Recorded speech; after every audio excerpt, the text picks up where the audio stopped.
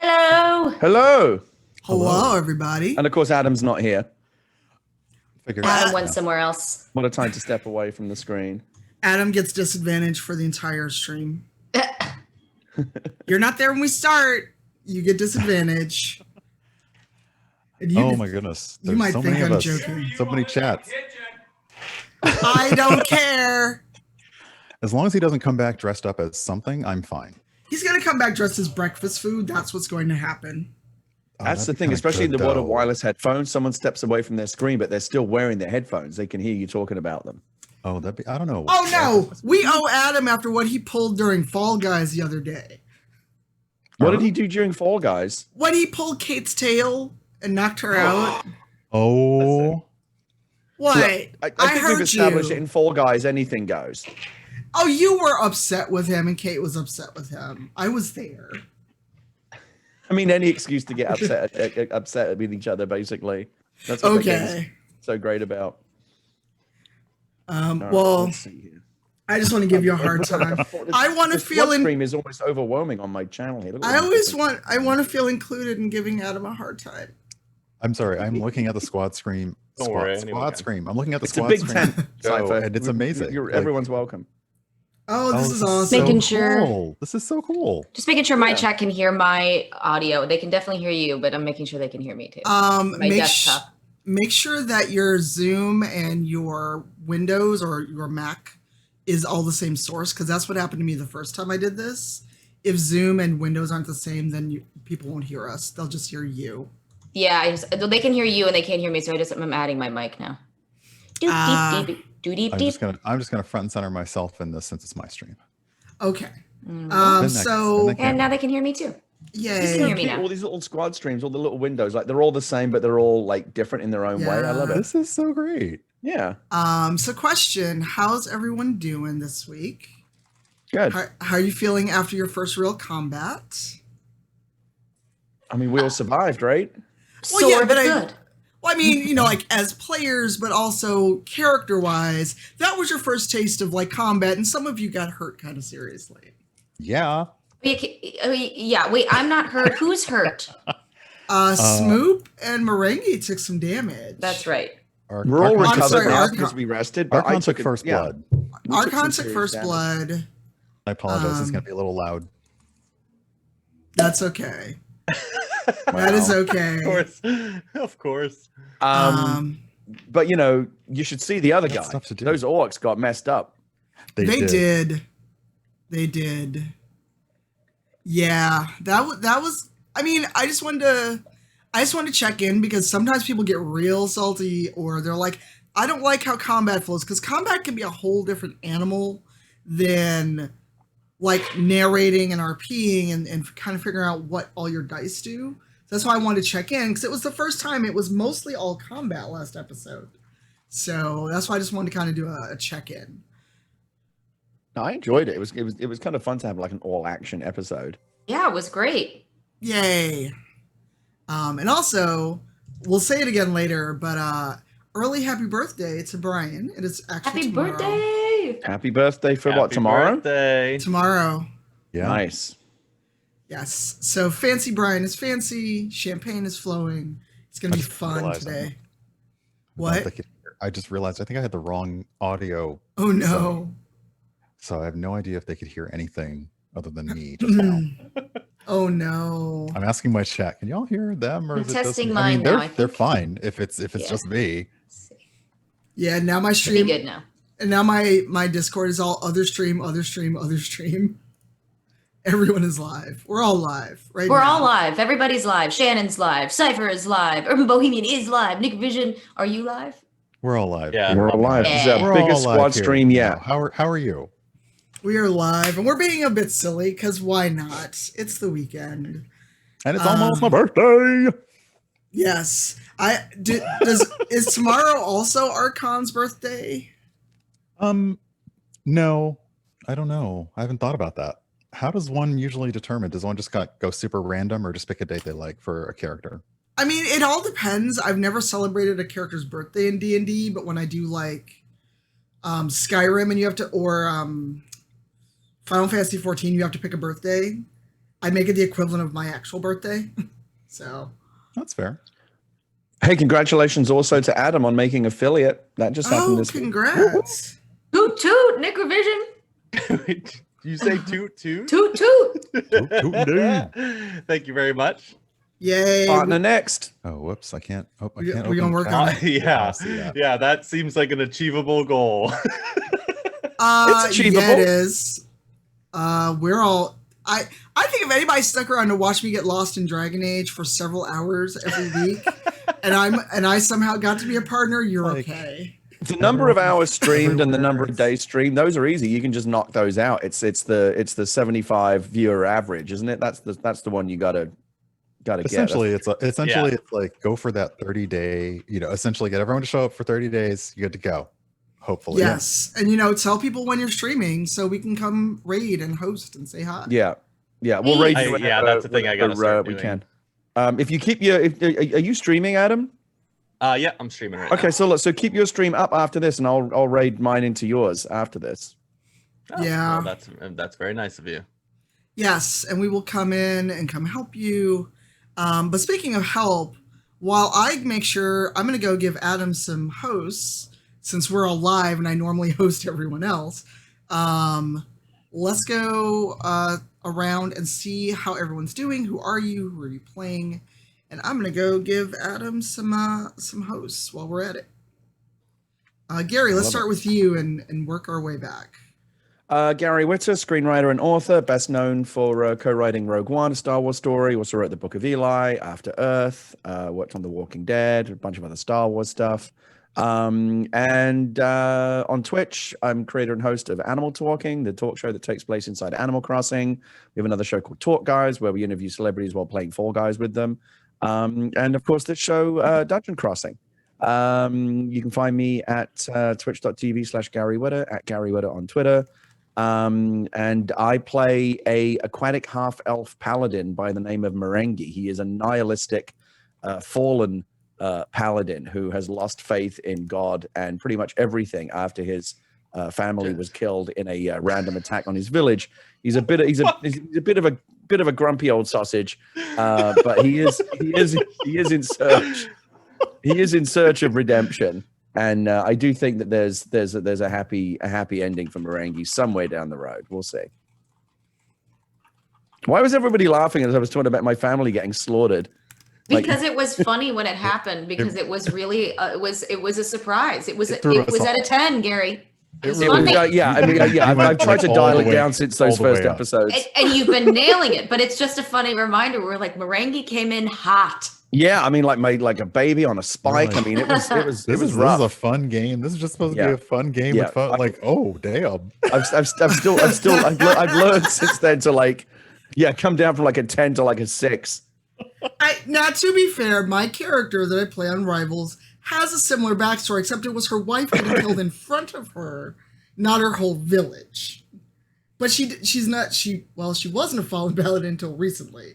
So, yeah, I can feel that. But we were all just sitting there like, I'm glad there's no camera because the look on my face right now. Right. Adam, who are you? Also, please plug your channel since you are also streaming. And Gary is streaming. It's a squad stream. Yeah, let's do the shout outs. I'm Adam. I do a bunch of stuff. I do everything kind of like mediocre.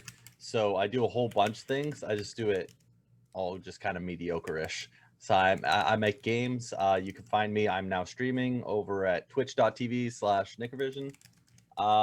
And you can find my games on whatever platforms and whatnot. There's a new one coming out in like a week and a half. I think I'm supposed to be marketing it or something, but fuck it. And I play Smoop, who is a changeling bard with a very dicey past. Oh no, wait. That's Gary's character with the dicey past. I have a very positive, pleasant past, but with a dark secret.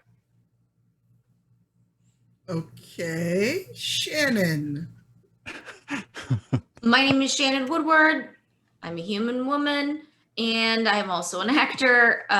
People might know me from Westworld or Raising Hope or The Last of Us Part 2. I play Dina, and I stream at Shannon is Live, and I'm squad streaming today for the first time. So even though my overlays look janky, your girl is trying. I play Barb, the Barbarian, who recently raged and mildly unsuccessfully, but managed not to get hurt. I need to see Shannon's setup. You're just gonna make fun of me, Adam. Hey. I literally just did the one video Zoom capture and just tried to cut off people's names except for ours, because I'm like, whatever. I didn't know if Tanya and Brian wanted their real names on there. I'm the same thing too. It's all good. I just basically slapped that right into the middle of the scene. Like, okay, let's go. It's good. It's good. Oh, I see. Brian.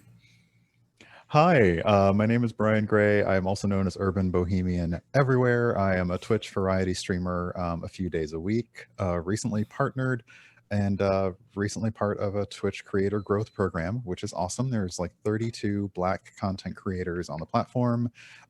Twitch is offering us front page slots for 6 weeks to basically help us grow our communities and our channels. And I cannot wait to introduce you to some other people in the program. It's going to be great. I can't wait to see who else is part of it. That's awesome.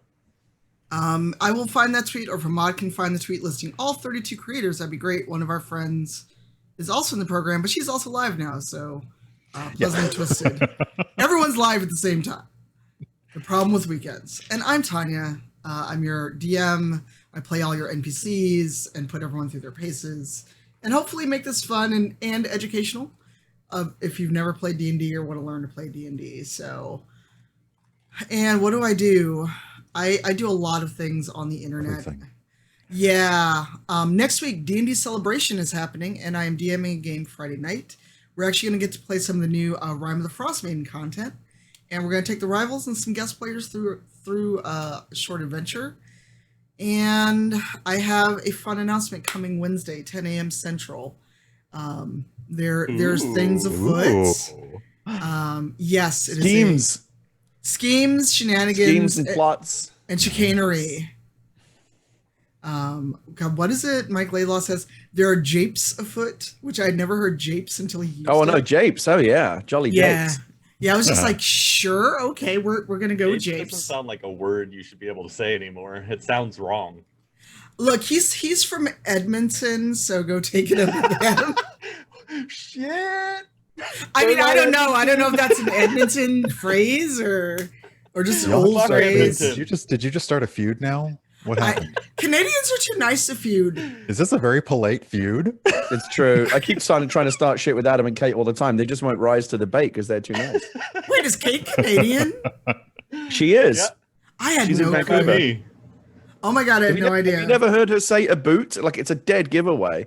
Wow. No, I've never. Oh, yeah. I've never. Very pronounced a boot. Ask her or Adam what a beanie is called. A toque. A toque? What are you talking about? A toque? Yeah, a beanie? Yeah, see? I thought a beanie was one of those things with those little hats with the fan on top of it. Nope, it's what? It's a knit cap. No, that's a propeller. That's a propeller head beanie. Yeah, I mean that is a kind of beanie, type of beanie. Yeah, it's like a toque. It's a toque. So wait, Canadians call beanies toques? Mm-hmm. Yeah. Like, all right, the more you know. I'm really surprised him there. Fool of a toque. What do you mean?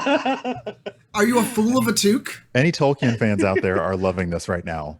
Adam, this is like last night. Are you trying to distract us now? Stop it. This is like last night when I learned that in Roman times they used geese as essentially guard dogs. I mean, I would leave. Yeah, well, that's the thing. Is like, because apparently they're very alert. They squawk at anything, right? So they're good for like alerting people. And also, yeah, they will fuck you up. Like I would no more go into a yard with a goose in it than like with a really mean looking dog. Because they're terrifying. There's not a Canadian child that doesn't have a story of being chased by a goose. Lord have mercy. Is that a real problem up in Canada? Well, yeah, they're everywhere. Like they're our national animal. I had no idea. Oh my God, this is so educational. Canadian geese. Yeah. It's so weird because Canada's so nice, but the national animal is like a mean motherfucking animal. It's either that or a beaver. I would have gone with that, frankly. They're bigger than you think. Yeah, beavers get pretty big too. They're scary. But we don't have anything really bad here, so you know. I've been to Canada. That is a lie. I would take a big scary beaver bears. over a big scary goose. No, Tanya, we have Ding. bad people here. Can I get a ding in my chat? Anyway, So back to these big scary beaver. No, I'm kidding. Okay. Just for that, I'm gonna throw some werebeavers at you. Oh, well, yeah, we're gonna have to fight a giant beaver. Oh my next? gosh, a werebeaver. A werebeaver. Oh my god, I'm all about it. I'm gonna find a werebeaver or make one now. When it shows up, can I be the one who says, "Damn"? I mean, if you really want to, sure. Gosh, imagine a werebeaver just out on the town chasing tail. Wow. This is what I've had to deal with for 20 years, y'all. 20 years. I don't know what you're talking about yet. No, we I have know. not.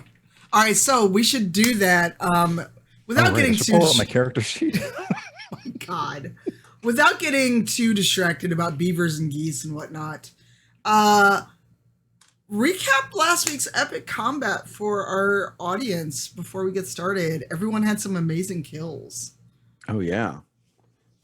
I certainly remember mine. I wrapped a chain flail, which I discovered was I didn't even realize what this was when I gave it to my character. But it's like a stick with like 3 chains on the end of it, and at the end of each chain is like a metal ball with spikes on it. It's like a vicious weapon, like a medieval type weapon.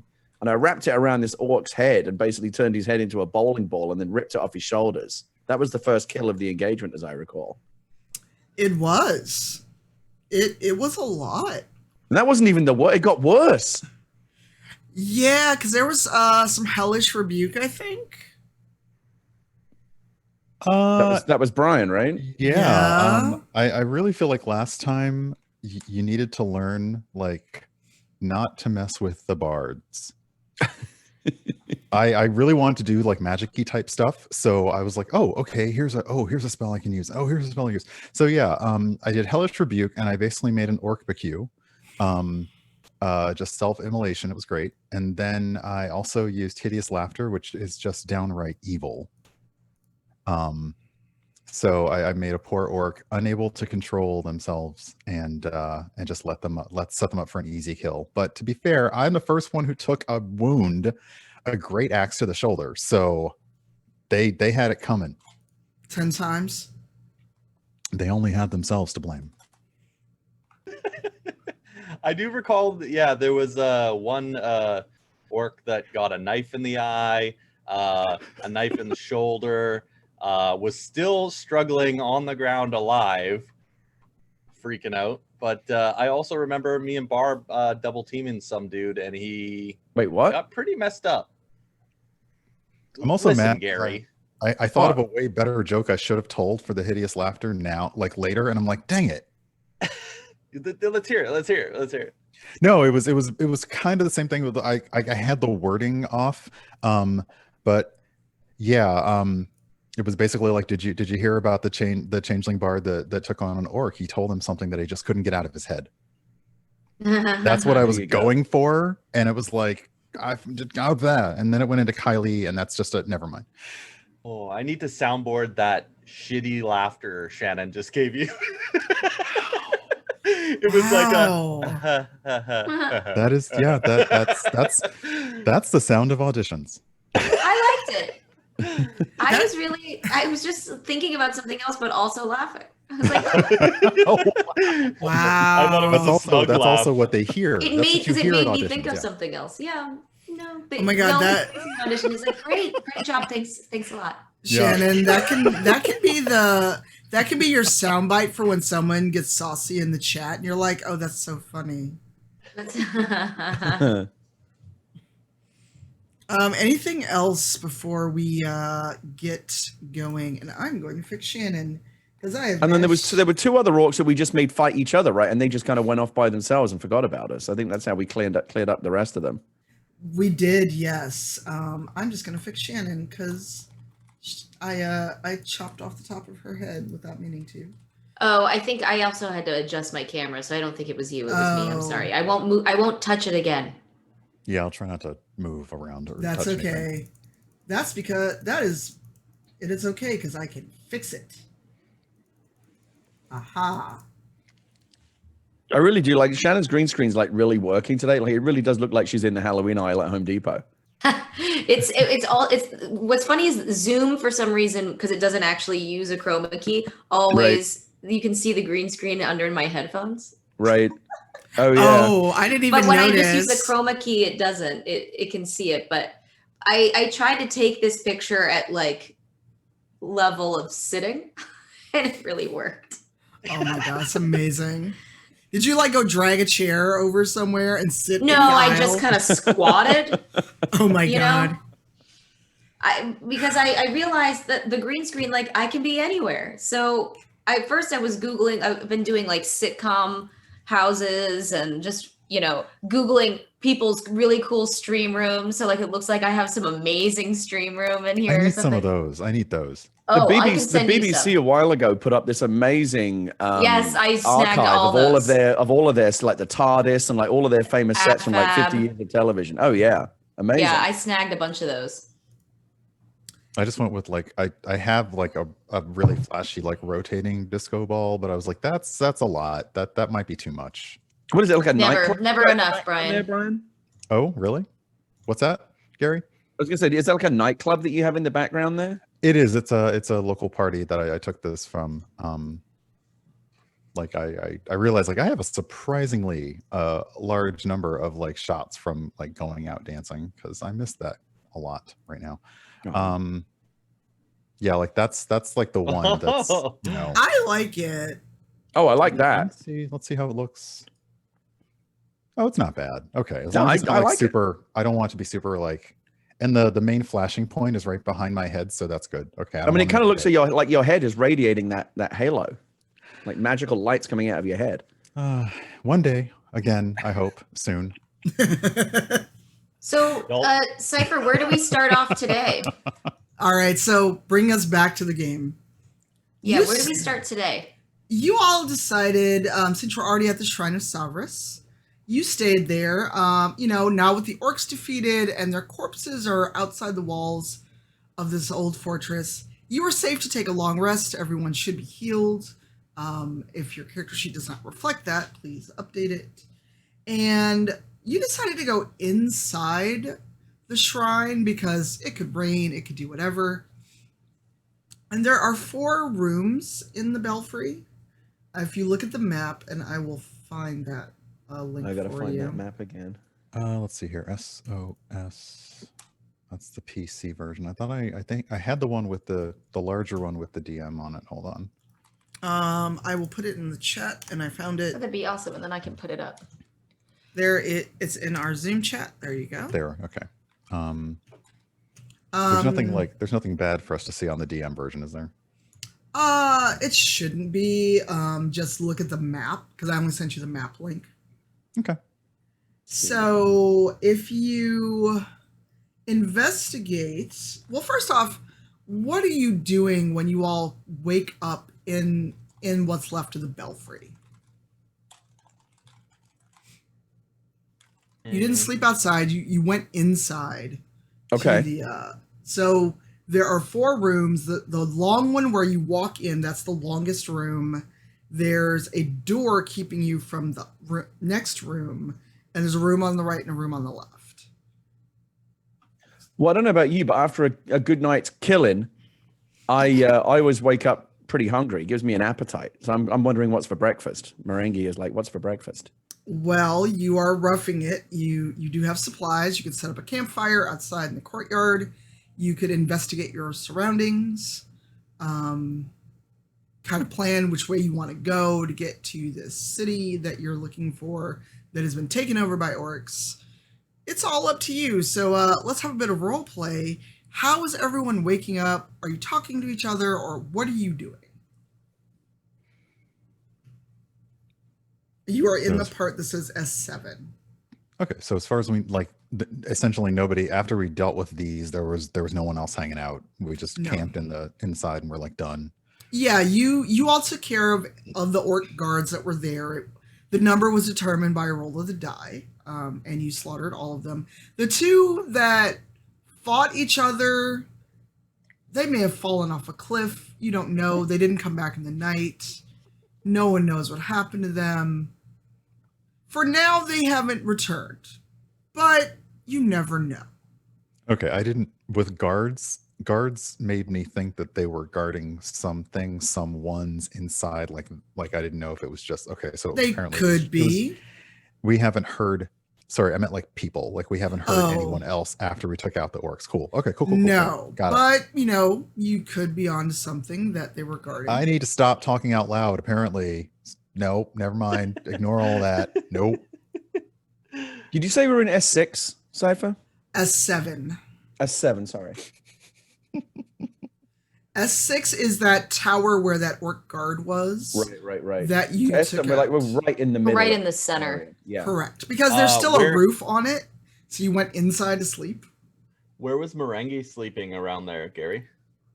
Where was he sleeping? Well, you know, Marenghi always likes to sleep alone. He likes his Okay. privacy.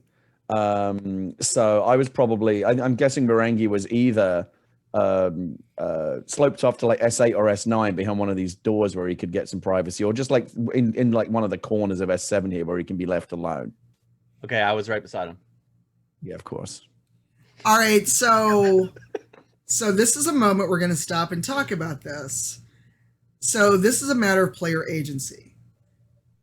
Gary has said that his character likes to be left alone and wants to sleep around, so he's either gone in another room, and you know, normally I would have made you roll to say yes, you got in the room, but I'm not going to make you roll for. I'm not going to make you roll for every little thing. But Adam, whether you're intending to or not, that's kind of metagaming, and you're not respecting the character agency of I'm a grumpy asshole and I want to sleep alone. Whether or not, whether you're doing it for laughs or not, and you know, and you in real life you two are friends, that's fine. But if someone has stated this is what I've done, and you go, well, I'm going to ignore that. That is a moment where if we either don't talk about it or we keep going, and then later on you don't get a chance to talk about it either when we take a break after the show, that could cause what's called emotional bleed, where if you don't discuss things and don't communicate, it could either pile up if you don't talk about it or just blow it off. And then later on, if neither of you discuss it or we don't stop like we're doing now, normally I wouldn't stop a streamed game like this. Yeah. But part of what we're doing is educational. Or if you in chat, like if you've been chatting each other and go, oh, we're going to do this gag, but you just haven't let the DM in on it, that's fine. But if Marenghi turned around and mollywopped you because you disrespected his wishes to sleep alone, it'd be like, well, he said he wanted to sleep alone, and you were going to do this anyway, so you get what you get. So just think also, what is mollywopped? I've never heard that word before. Brian, please explain since you started giggling. Just beat your ass, honestly. Basically, it's just slang for giving an ass whooping. Just beat your Yeah, ass. I mean that does sound like how Marenghi would react if someone disrespected his need for personal privacy and space when he's sleeping. Right. So it's just again like if you two had been like conversing in like what we would say backstage in the Zoom chat, where if you whisper each other, you're like, "Oh, let's do this thing. It'll be really funny." But I, as a DM, either don't know that or whatever you decide to do, because I've done that in games, but we've also let the DM in on it. Yeah. And that's fine. But if you're doing it and you haven't discussed with each other, or you decide I'm just going to annoy Gary, then be prepared for the consequence of Smoop annoying Marenghi, and then possibly Adam annoying Gary outside of the game.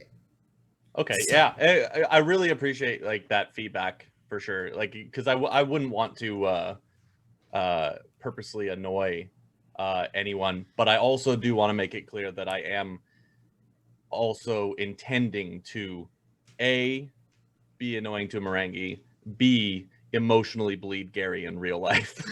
Yeah, but I mean, there's like 100 different ways you've got like so many opportunities throughout the day and the week to do that, Adam. And okay, you take all of them. Yeah, I'm okay with the former. Just the latter is a little weird. But now that I mean, it is a weird relationship. Now that you've told us, it's a little easier to understand. Okay, you're just doing this to mess with Gary, but yeah, I totally thought, okay, you're just like Smoop is just doing this completely in character, and Gary's just gonna roll with it, which is okay. But yeah, I was like, oh, okay. I mean, I feel like what would happen is because like Marenghi's definitely over in the corner. Like he sleeps with his back to the corner because the way that he's thinking about it is tactically, you want as few angles that people can come at you as possible while you're asleep. It has like mobsters always sit in the table with their, facing the doors so they can see if someone's coming in. Yeah. Like, you never sit with your back to the door. So I'm sitting like I've got good sight lines on the whole belfry here.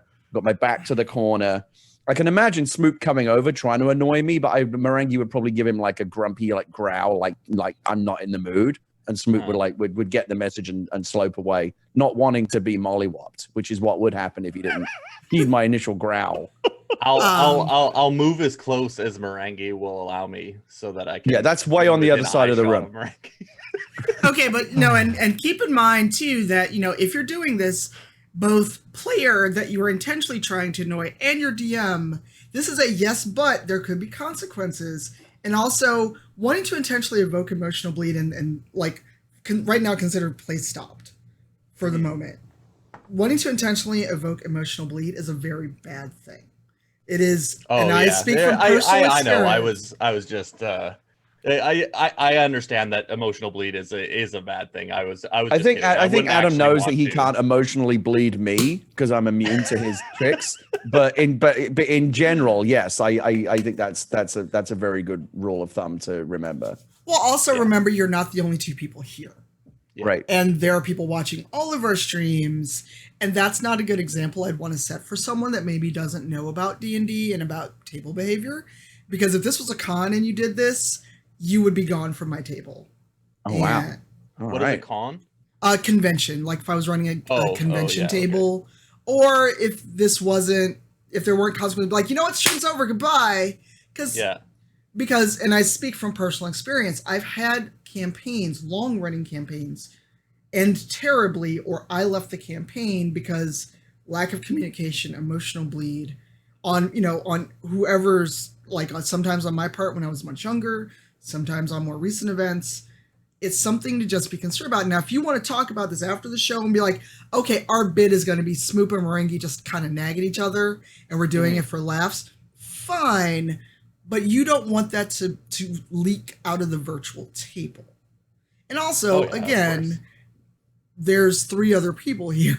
So, right. Shannon, before we resume play, do you have any thoughts on it? Because everyone is new-ish. So I just want to make sure everyone's like comfortable before we go back to playing. How do I feel about it? Like, how do you feel, or just like, do you have any thoughts on the idea of either player bleed or emotional bleed, player agency? Yeah, I mean, I think, I know that that's Adam's sense of humor, and it came out of a general sense of impishness. That's how Adam is. So I know that that's not what he meant, but yeah, he could definitely offend a stranger, and it's good to know. But Gary happens to not be, and you're right.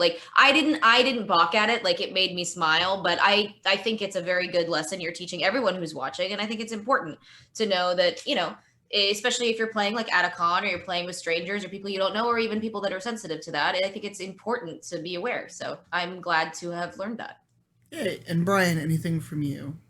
No, I mean, pretty much the same. I mean, I'm glad to confirm that, at the very least, even though I think everyone here knew that's even in our first session, we kind of knew that that's Adam and Gary's relationship, and Adam started bringing that into Smoop versus Marenghi very early on, and it was kind of clear, okay, this is how they operate.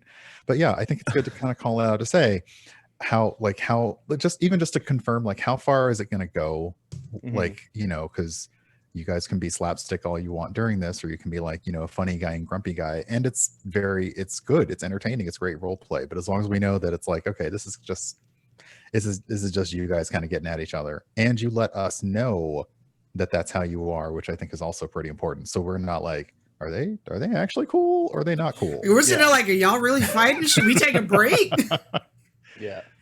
All right. Just My instinct is to handle it via role playing, and if Adam says like, "Oh well, I'm going to sleep right next to you," then I feel like Marenghi would have a response to that. It's like, "Hey, I fucking told you I want to be alone, and maybe I do have to whap him upside the head a little bit. I don't know." No, and that's fine. That's why I just wanted to like stop and take that moment to check, but also discuss that, because a lot of people, like when I started playing D&D, no one thought about emotional bleed, or the people, at least people I was around, weren't talking about it, or they weren't using that language.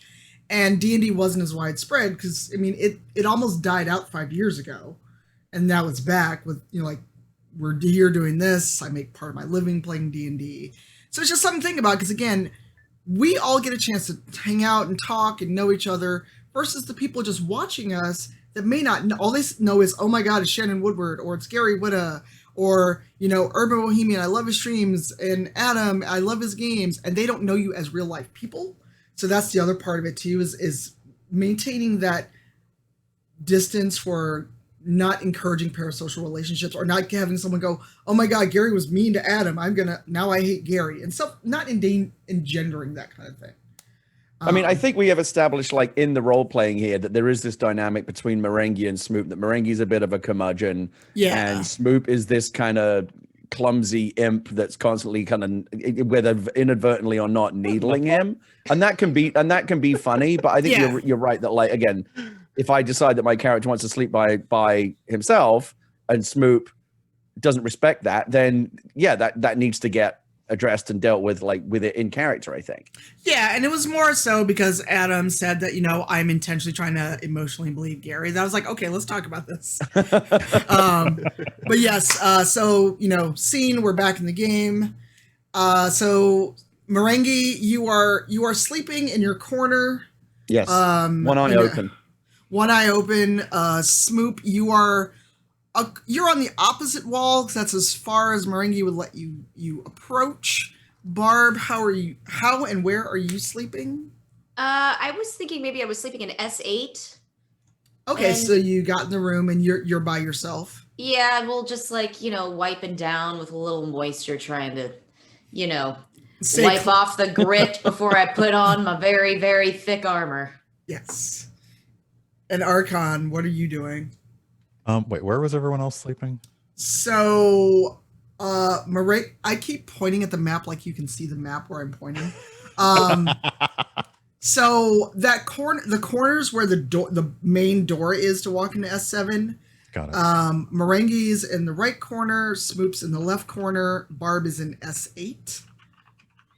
So that leaves S9. No one was able to get in S10. No, I think no. Arkhon is fine sleeping in S7 with everyone. He's probably sleeping right underneath like the rooftop and belfry, so he can also kind of like look out at the stars in case he can't sleep. Okay, because there is a hole there. There's no bell there, so you can see the stars if you so wish. It's dawning.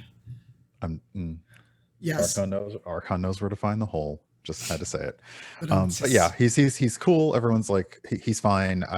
Arkhon is just slightly nervous because we took out 5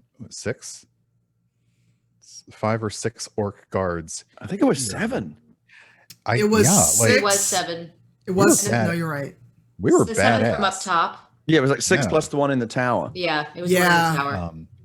Even though we engaged in badassery, which is totally the default level for the Order of the Sunfish, guards usually mean guarding something or someone. So Archon's like, are we cool? Are we not cool? So are you all awake now? I'm totally awake. So Arkhon, Smoop, and Marenghi, give me an investigation check, please. Okay. Hold on, let me get my modifier. Investigation. Let me get my. I got a B. It's heavy. Plus God, 4. what is with you, Adam? Jeez. Yeah, he's dice Some good rolls to the rest of us. Archon 15. Okay. And Marenghi? Rolling now. 17.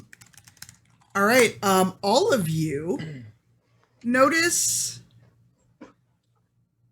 the door to S10 is pretty well fortified. And who amongst you has magic? Archon does. Smoop, you have some magic, correct? I have the. Oh, hey, look at this. What's going on here? Smoop and Arkhon Spells. would. Dancing lights.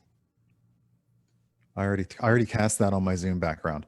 I have magic, but they're all like combat spells. Yeah. So those of you that have magic, you do sense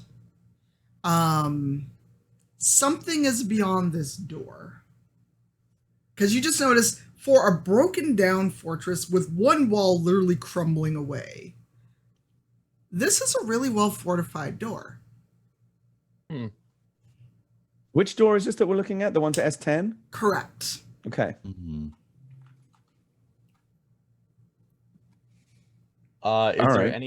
Is there any indication of like a place to open it?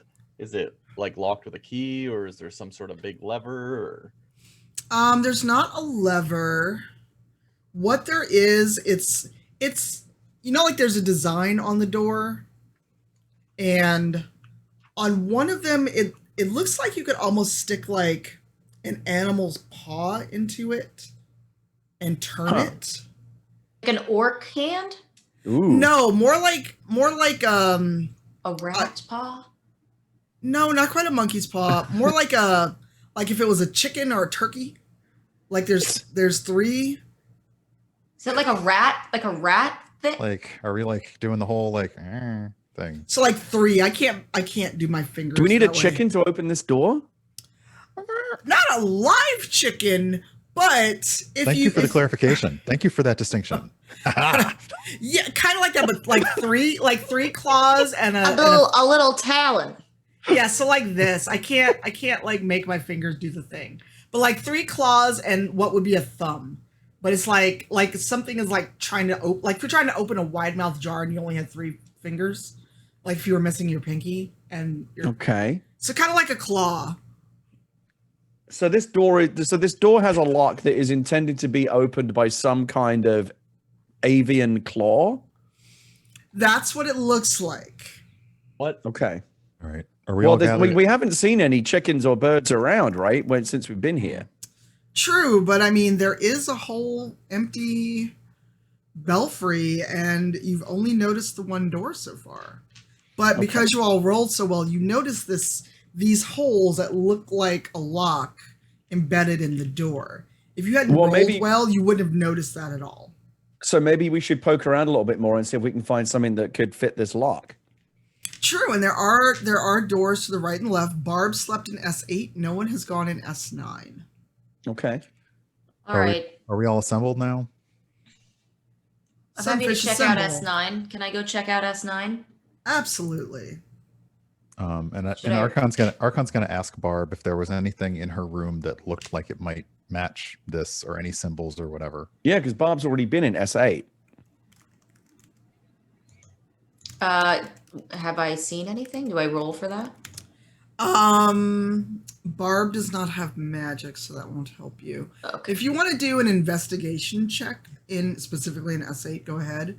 Okay. And then if anyone who checks out S9 or around S7 has to give me a detect magic roll. I got a 6. Then I was for S8. I got 6. It's a room. And then I was going to check out S9. So should I roll for that? Yes. Well, let's see what other people are doing. Oh, okay. Sure. Based on Barb's skill in this particular area, Archon's going to check with Barb if it's okay if he checks out the room where she slept, and he'll look in S8. Go ahead. Archon, in your case, give me detect magic. What is that? Is that just a general? I don't see that on my character sheet, so I'm not sure where to find that. Hold on, because the GM things give me... Aha. It is a spell I don't think any of you have. Correct. So would that be like would we need specifically detect magic? Would we need like Arcana or? In this case, since if none of you have the detect magic spell, then roll Arcana. Okay. Rolling Arcana with this heavy, lovely extra life die. Oh crap. 19 plus 3, 22. Nice. Nice. Arkhon, as you kind of you're like touching the walls to see if you can check anything, if you feel anything feels out of place, like a loose brick or something. And as you are almost done checking the room, you put your hand on like right in the center wall and you feel magic. It's very strong magic and it's right behind a very loose brick. So when you pull this brick out, you find a small box. It's not locked, but it is a box that it may hold something, it may not, but it is definitely got magical abilities. All right, just kind of yells back through towards the center room like, I found something. Don't know what it is, but there's something tingling in here. Oh dear. Not like the AA battery tingling. Did you say it was I like mean- a magic box? Yes, Arkhon found a magic box. Will he take it? Yeah, if it doesn't appear to be connected to any, like, basically just kind of, blow around so it doesn't connect, then yeah, I guess we'll take the magic box. It's weird. Take the magic box back on in. I'm sorry. I'm trying not to make a I know dirty- it's a lot. It's I'm a lot. trying- This I'm is trying. testing our wills to be not 10 years old. Absolutely. I was trying not to make a Magic Mike joke. So Arkhon comes out and he's got like a decent size box. I don't know if you can actually see this. It's about double the size of this thing that I'm holding. So it's about double that size. Is there going to be a magic talon inside that we can use to unlock this door? You're metagaming. I don't know yet. It's just a box. Okay, I am not the strong one. You can, like, I will give this to the bruiser to open. I ain't opening this thing. Well, it's also not. There's nothing. It's magical, but there's no special lock on it. It's just anyone could open it. You could open it. You could give it to Marenghi to open. I mean, I feel like we should open it, like a magical box hidden behind a secret brick. How do you But not I also, open that? I also want to see if anyone, like, obviously, if anyone else found anything else, because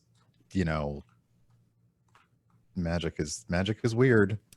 All right. While you two deal with the magic box, Barb and Smoop, are you checking out S9? Yes. I'm just following Barb. Okay, Barb, give me another investigation check, please. Okay. Investigation. I got an 8. Oh my gosh. God. Oh my gosh. You know what? I'm going to give you advantage because you survived the orcs. Thank you. Roll one more. We're rolling again. Investigation.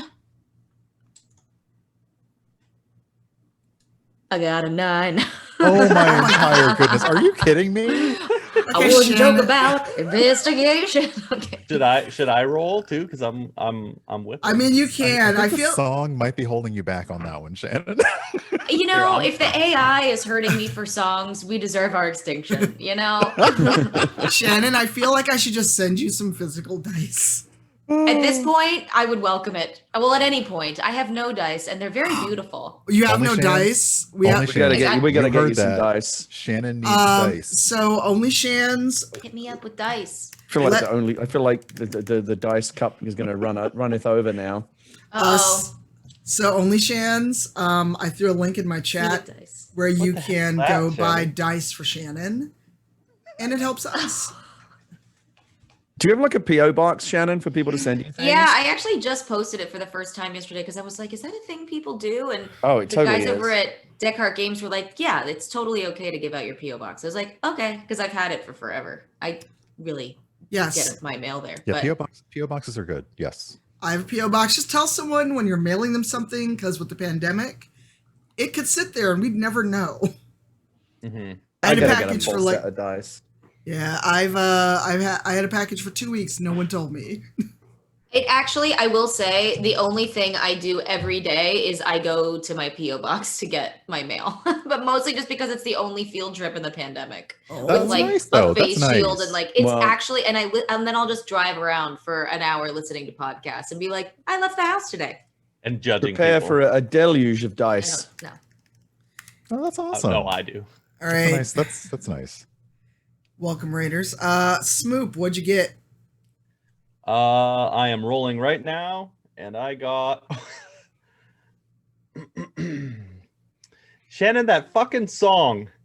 Investigation. I just want to point out that, as I said before, Smoops like has a date. He has like a limit. Like, you know, either in the morning it's great or it's not great. His first roll, awesome. Next one, like, nope. I got a 3 You plus smoked, 4, you so smoked 7. it. You smoked it.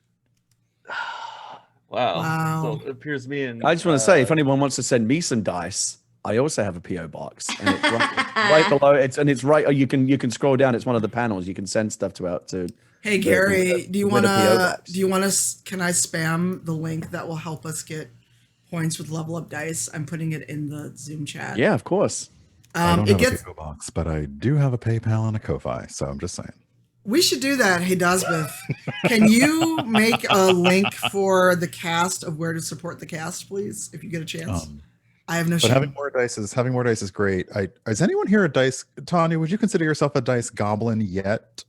Yeah. Okay. I mean, because I've seen people who actually have like more than you, and it's a little frightening when they share pictures because I know how many dice you have. I'd it's a probably little say Laura frustrating. Bailey has the most dice of anyone. She has I've like a seen. barrel or something. Yeah, that right? is her. Oh I saw wow, that I clip have on seen Twitter. that. That is a lot. Tony, what's that one you've got there? It's massive. Oh, this is from Stormcrow. They sponsor the show that I'm on. It's a big plastic D20, and it's got their logo, which is a crow, on the 20. That's really awesome. cool. I love that. So it mainly is like a fidget thing for me to have on my desk, because rolling it either sounds like I'm going to murder someone, or it just flies away because there's nothing on my desk to keep it here. I respect. So that is as the there- fidget is there toy a over the place Witcher you- sword? Is there a particular place you would recommend if any of us or anyone wanted to go shopping online for dice? Level Up Dice, hashtag sponsored. The show I'm on is an affiliate of Level Up Dice. But if you don't want to go spend an arm and a leg, Raving Sock Monkey in the chat, one of my mods, one of Brian's mods, is a Dice Envy affiliate. Danny, if you want to throw your link out. There's also Heartbeat Dice. Oh god, what is the one that Quiddy is COO of? The place where I listed the America's Ass Dice. There are many places where you can get dice if you would like. Those some. were nice. Those were really nice looking. You said that full set was sold out though, right? There are individuals you can buy, but if you want to buy the set, that is currently sold out. But they replied to my tweet and said they'll be back in stock. To What be is clear, you considered a said full set? America's ass. Yes. So we're gonna do this, and we're gonna get back to the game. I don't know if you can see these, but these are my rainbow set from Level Up Dice. Mhm. Awesome. The chroma key's kind of taking them out. Yeah, keep them in front of you. There you go. But this is a full set, so it's a D8, a D100, a D10, a D4, a D20, a D6, and a D12. That is one full set of 7 dice. Okay. I might go I might go dice shopping after this stream. Yes, but so Smoop, you're pretty sure it's a room. You hope you didn't get locked in with Barb because you rolled a 3. Is this another getting stabbed by a coin scenario? I forgot what No. doors are. He forgot what Damn doors it. were. No, he didn't get it once. He's not gonna get stabbed by a coin, but you did not do well. I'm sorry, y'all. This episode is just all over the place today because I think we're all feeling a little silly. I'm here for it. I mean, True. we're coming down off the thrill, the adrenaline of combat, Everyone's a little bit discombobulated. Yes. So, but let's get back to Marenghi and Arkhon and the box. Marenghi, are you opening this box? You just can open it. You don't have to. Oh, I know absolutely. it is, Yeah, you but can't. it's I mean, magical. how can you not open this box? Yeah, It's you a don't. very intriguing box. That's all you, buddy. I'll happily open it. I don't, Marenghi doesn't really place any value on his own life. So if this box kills me, like whatever. Arkhon gently, but not super noticeably, takes a step or two back. When Everyone should back off. Absolutely, because you don't know. Because I've not been rolling well. So You don't have to roll. The box is unlocked. I mean, it was magically hidden away. Whoever put it there probably never thought anyone would find it. okay. They weren't, and also this is an abandoned fortress, so I'm just rolling. Okay, the DM did not roll well. My new Animal Crossing dice has failed me. It has rolled in your favor. So you open the box, and what you find in there is a claw, what you need. And on the other side is a disc. And it's got engravings of animals on it. I thought you were going to say 503 hours of AOL. Kyle's done. Oh my god. Got mail. Oh, Brian did it way better than I did. Marenghi, you've got mail. Kyle's done. Oh my And god. Shannon's got that down. She does. Wow. Oh no. I'd forgotten about that. File's done. Yeah. Yeah. Oh my god. Shannon, I were you the remember- voice of it? Welcome. Yeah, I was Welcome. I was 7 used to say years old. welcome. Welcome. Welcome. You got mail. I had like Rosie, you know, you could set like celebrities' voices for your noises for a while, your alerts. Yeah. I had Rosie O'Donnell for some reason. She'd be like, "What do you know, mail?" Oh god. Oh my god, that's interesting. Oh my god. That sounds accurate. But I'll assure you, it's dead on. I heard it. I bet. So you found this, and nothing happens. Arkhon, you can still feel the magical energy from it, but it's not evil. It's just you just know that this is a magical artifact, and the way Okay. the claw is, it matches the holes you saw in the door leading into S10. Right. So so the claw is pretty obvious how we're going to use that, but this disc is mysterious, right? We don't know what this is. For now, yes, but they are Okay. together in the same box. So it's kind of like there's just like a little scrap of leather holding the disc in, and the claw is like right side up. So, Okay. so it's very obvious. This goes to the marks in the door that you all saw. I almost called you your actual names, not your character names. Smoop and Barb, are you coming back out of S9 into the main area of S7, or what are you doing? Yep, on my way to help open that door. Yeah, since we are too incompetent to even look inside a room, apparently, for anything. You're not incompetent. The dice were just not. Look, you started with a nat 20. What do you want? We just woke up, we just woke up. It's like investigation isn't very good yet. Haven't had Yeah. a coffee. Right. Okay, Yeah, so, let's head back. all right. So you get to the door and you find Marenghi and Arkhon in front of the door. You've got the chicken claw out, Marenghi. Arkhon, if you want to grab the disc and give me a roll. Just give me a d20 roll. Tell me what Like number. you get. grab the what now? Look, it's still daytime for us. I'm just making sure we enunciate. All right. Look, you're asking a lot. Hold You're on, that asking was a off lot. the hold on. Do I have to send you a dice tray? I need a dice tray. Okay, this is a 15. 'Cause Okay. It kept like flicking into the little corner. I don't have a dice tray, so yeah. Hashtag Herb needs a dice tray. Tomorrow 15. is Herb's birthday, so please send him money for a dice tray. I have no shame, and he's my friend, so or I will do it. I have your actual address. I just haven't found one that I like. So anyway, okay, go ahead. So Archon, you notice there's like an owl, a dragon, and a bear on this disc. And if you look at the door, you'll see that there's rotating discs that match those three things, and one's bigger than the other. Why are you giving me that look? Hold it. Wait a minute. What? Is this a Skyrim book? Maybe. No, Skyrim. Good reference for weird puzzles. Okay, so a dragon, an owl, and a bear, and the doors rotatey. Yes. So Marenghi, when you stick the claw in, they are not. None of these are aligned. So it's the bear, the owl, the dragon. So this is like a combination lock kind of scenario. Kind of. All of you give me. Okay, actually, Archon, you are a rogue, correct? Bard. Bard. I mean, Well, I've got I mean, I've got you would- I've got thievery shit, but I'm not But an that would actual rogue. that would help you though, and what I would like you to do. Oh, okay. That What should would, I roll? Bard. Don't sing. Oh my god. Actually, Archon, give me a. This is hard because there's one or two things you could do. Archon, give me an Arcana check, and Barb, give me an investigation. All right, I'm going to use the virtual because it's easier to not break things. Oh, that would be a 9 on the Arcana for Archon. Or on the Archon. Oh, Barb, God damn it.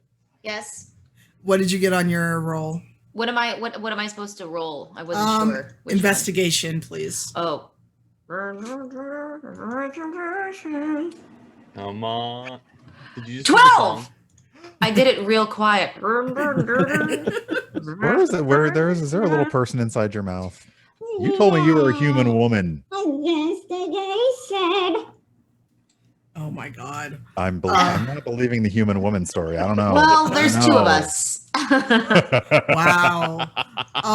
So Barb, you notice that there's grooves between these three plates. And it Okay. seems like they should move. Like So that? Marenghi's stuck the claw in, and Marenghi, as Marenghi moves it, you're noticing the grooves, like this thing should like move in some way. Can I try to move it into where it feels like it wants to go? No, you have to use the key, which is this claw. Okay. But But he's Marenghi, using- right? So Marenghi, you could either try or you could let Barb try it. Is this going to involve a roll? It might. I mean, I feel like, I'm going to, again, like Marenghi's not necessarily like the most finesse, kind of member of the party. I mean, I feel like Marenghi is going to want to jiggle the talent in the lock to see what he can make happen. But like this feels like a puzzle in an Uncharted game, and this is where I always hand the controller to my wife and have her solve it for me. Okay. Like, I wasn't thinking Uncharted, but okay. But these puzzles where you got to Yeah. line things up. All these games have them. I mean, from Marenghi's point of view, yeah, I'm just kind of like jiggling the talon in the lock to see what kind of effect it might have on these rotating discs.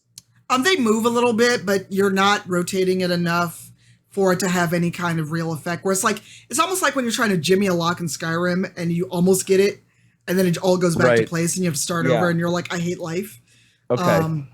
So Marenghi's all out of ideas. Jiggling it didn't work. Like my next idea would just be to try and break the door down. Like someone else needs to step up. All right.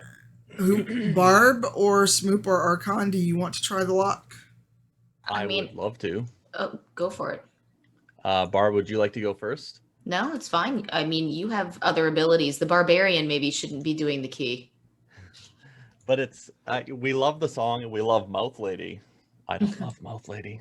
Mouth lady. Oh, the gifts. Oh, the gifts. It's so good. Go for it, Smoopaloop. Which one am I rolling again? Sorry. So for Smoop, let me look at your character really quick to see what's a better roll. Investigation, probably. Yeah, because investigation is much better. I was going to say sleight of hand, but for you, investigation is a much better stat to roll this on. Okay. I am rolling. I got a 15. Nice. So Smoop actually rotates it a bit more, and you see like the top one and the third one, they align and you hear a click, but that middle one isn't quite there. Do you want to try again, or do you want to call someone over for assistance? Barb, come help me. All right. I got this held here. I heard it click. I need you to somehow help me and figure out the next part. Sure, no problem. What should I roll to help him? Yes, hold on. Yes, Arkhon. Are Oh, we sorry. so no worries. Are our characters like are because of the roles that we're trying, are we actively just trying, are we letting our skills decide what we're doing, or are we looking at the puzzle ourselves and figuring it out? I mean, you could do either. I'm asking you to make rolls based on your skills on Sounds what would good. fit this best. Sounds good, because that's a lot. Okay, I was like, that's a lot of details, and I've already lost a lot of them, so I am fine with that. Thank you. Yes, no problem. Barb, are you rolling or are you trying to force it? I want to roll. Okay, so since you don't have, because part of the puzzle is completed. Oh, I'm not going to make you do that because that would be terrible. That would be so rude if I did that because you have a negatives in sleight of hand. Mm-hmm. I'm just going to actually ask you. Oh, you have a negative in dex. Damn. Damn. Should I try to intimidate it? You know what? I would. Oh no. I need you to role play trying to intimidate this lock into opening. I need you to do that. We talked about this. We talked about this. Open now! Is it moving? Here's the first gift of the day right there. No, but you the Oh, wait, door's maybe not just push sentient. I love that. Oh god, the tailor, the closer. Yes. So you're just gonna push the door. You're gonna push on it. Maybe just push this a little bit. This piece. This one right here. Just I love the person in Shannon's chat that just said, "I've just opened all my doors." I need to see 8 million tweets of that one gift. Thank you. Give me a strength check, please. okay. Remember to add 3 to your strength. Okay.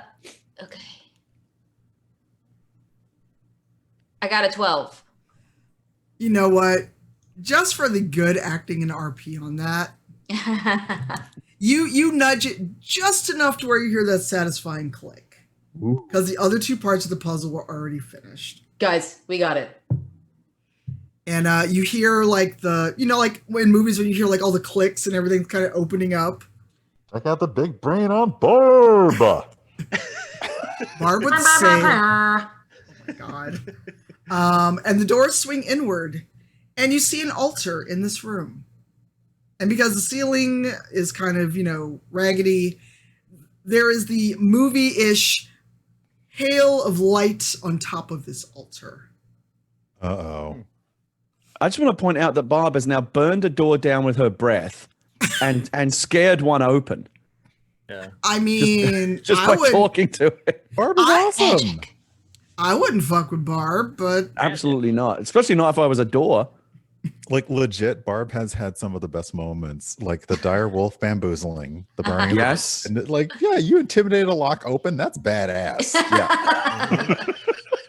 we need fan art of everyone, especially of these moments with Barb of "I said open."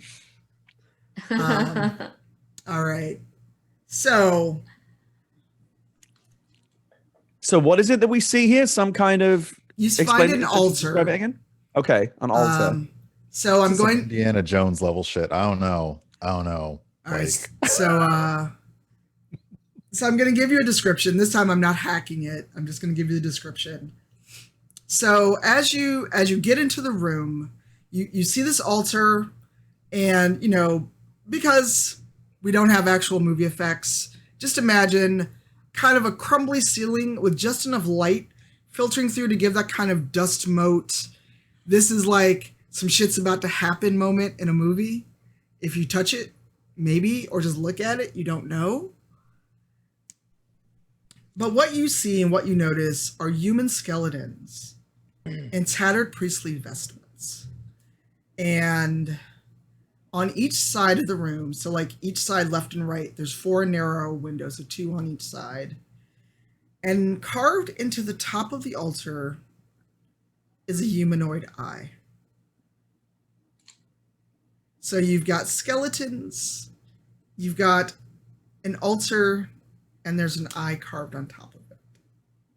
Are we looking at some kind of religious cult ritual gone wrong type scenario here? I don't know. Do you have a religion? Do you want to do a religion check for me? Yeah. I wonder, like what does maybe cult it's like- even mean in the terms of D&D? I could do a religion check. I mean, whoever we wants should have to. religion skill. Yeah. All of you can do a religion or history check. Oh, interesting. I did a religion check. It didn't turn out well. I got a I'm, 7. I'm rolling religion right now. I did a history check with 15. Okay. Smoop knows religion exists. Uh-huh. Barely. That sounds about right. Religion? I've heard of that. Interesting stuff. I don't know. We're on to something here. The gods. I got a. I trust the paladin to go with religion, and I just trust Barb to intimidate her way through anything, so it's fine. I'm kind of surprised that as a paladin, I don't have any benefit and any plus on religion. It's just plus 0. Normally you would, but you're a fallen paladin. Oh, that's right. Your deity has been like, deuces, bro. Boom, boom, boom. I feel like I would still have the knowledge, even though I've fallen out of faith with it, I would still have the knowledge. So you'd have the knowledge, but you wouldn't have a huge bonus to it. Got it. Well, I rolled a 13 on religion. Let me look at your character sheet really quickly. And remember, you're also just level 4. True. You're also level 4. So your religion, because you know why, your religion is based on your intelligence bonus, and you have no bonus in intelligence. So when you level, if you add points to your intelligence, you will then get a bonus to religion. So when you see like the INT, the WIS, those skills are tied to those things. So if you got a high wisdom, you would get like a +2, +3. But again, you're also all low level characters. Right.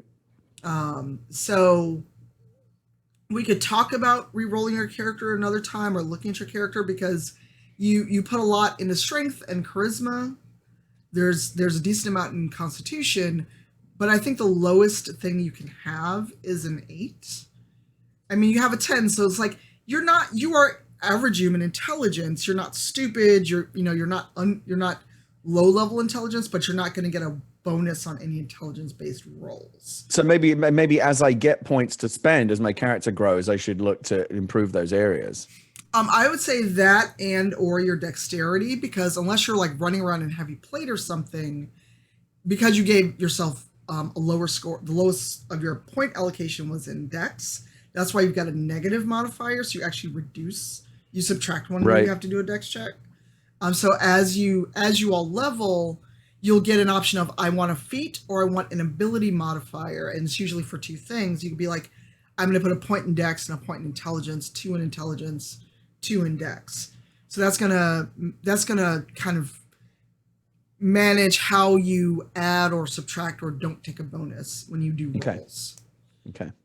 So your religion check was what? 13. Okay, and Barb got a 15? Yeah, in history. Okay, Smoop or Arkhon, are you doing anything? Are you rolling? Oh, that's right, Smoop got a bad roll. I did a piss poor religion check. Yeah, based on the hold on, I'm trying to look if there's anything else I might do better here, but no, based on this creepy ass looking thing, I'm gonna do a religion roll. It might be horrible.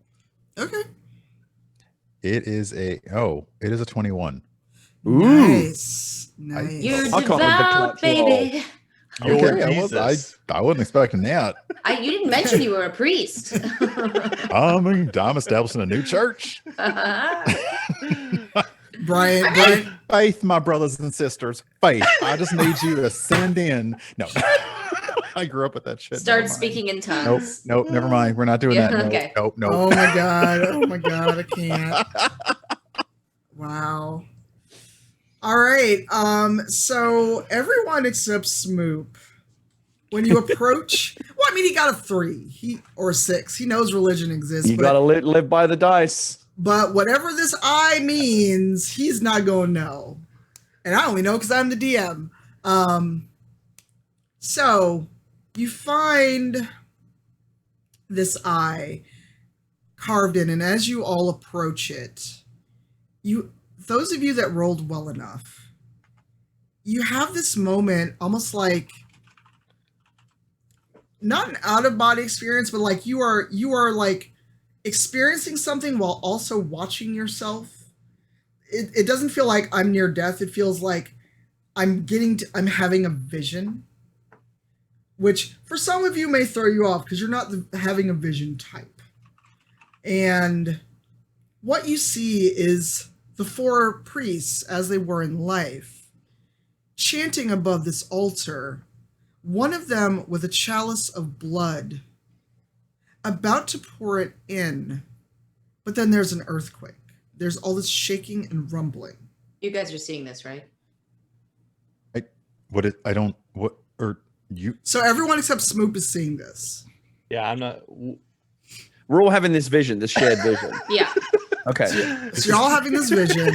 Okay, so you too? And it feels weird. It's almost like you're asleep. You know, like when you're asleep, but it's a very vivid dream, and you're not quite sure if you're actually awake or if you're still asleep. That's how this feels. And the shaking and rumbling starts, and the priests kind of look around. They're very confused. You hear the thunk of the chalice. It rolls away. And the priests are terrified. And the eye that they were going to pour the blood sacrifice into is glowing. And what you hear is the roar of a dragon before you all snap out of it. And you're back in this. And this story took a turn. It did. Hey, did you guys see this eyeball here on this altar? Smoop, I think you might be a little bit behind. Jesus. That is the understatement of the year. I love it. Wow. Wow. Wow. I just keep thinking of John Goodman in The Big Lebowski saying, "Shut the fuck up, Donnie, you're out of your element." Shut the fuck up, Donnie. You're out of your element. So was Smoop just literally just staring at the 3 of us like... Yeah, he's just seeing us like okay, having okay. like freaking out, like having some kind of vision. I was touching the eyeball and outlining it with my finger, just Smoop. wondering if Smoop. trying to figure it out. Wait, That's hold for on. blood sacrifices. No, Hold no. on. No, oh, wait, wait, wait. Adam. Oh, Nope, never mind. nope, Nope, nope. no, I'm a shush. I did it. So you Wait, what? touched the eyeball, you said. Oh, Try and Will- stop him. I'm gonna. look, I'm it wouldn't gonna- be I'm an gonna episode ask of Dungeon Crossing without a Smoop moment. Yes, A yes, Smoop Brian. bloop. I'm gonna ask for a tiny timeout to say to Adam, when you idly say shit like that, Yeah. be aware that the GM is always listening. Don't worry. I think I know Tanya well enough to know this is going to happen every time I pull some shit.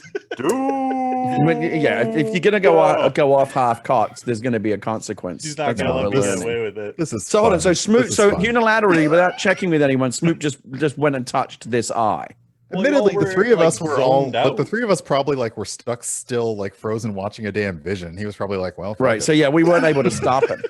So for those of you that have played the Division or the Division 2, when you find an echo, Yeah. that's kind of like what you were having Right, that yeah, moment I get of it. watching it. Kind of like a weird vision flashback And thing. Smoop was just, I don't know what they're doing. I don't know why they're standing there. So Smoop, just to confirm, you've done this, correct? Okay, stop that. That's, Stop doing that. That's really Adam, that unsettling. is I'm just that going is to turn your just- video off Adam. if you keep doing that. Yeah. That's awful. It has what I been, was it has been doing a to the long eyeball. pandemic. You can't do that. Okay, I'm just saying. Oh boy. Remember last week with the sword? So basically, the other 3 of us came out of this vision going like, wow, whatever this eye is, it seems like really bad news. And right as we're coming out of the vision, Smoop's like, hey, has anyone poked this eye yet? Yeah, No, I'm, you like, see, standing over no, there it's like even this. it's even better. You 3 are facing the altar. Smoop has circled around. Adam, you're gonna suffer. Yeah. The longer you do this, you know the worse it's going to get. This is a moment called. Remember when we talked about consequences in the first session? Yo. Yeah. You know what? This is actually just these are self-inflicted wounds. Absolutely. This is And it's masochism. I, for one, cannot wait to see what happens next. So Smoop,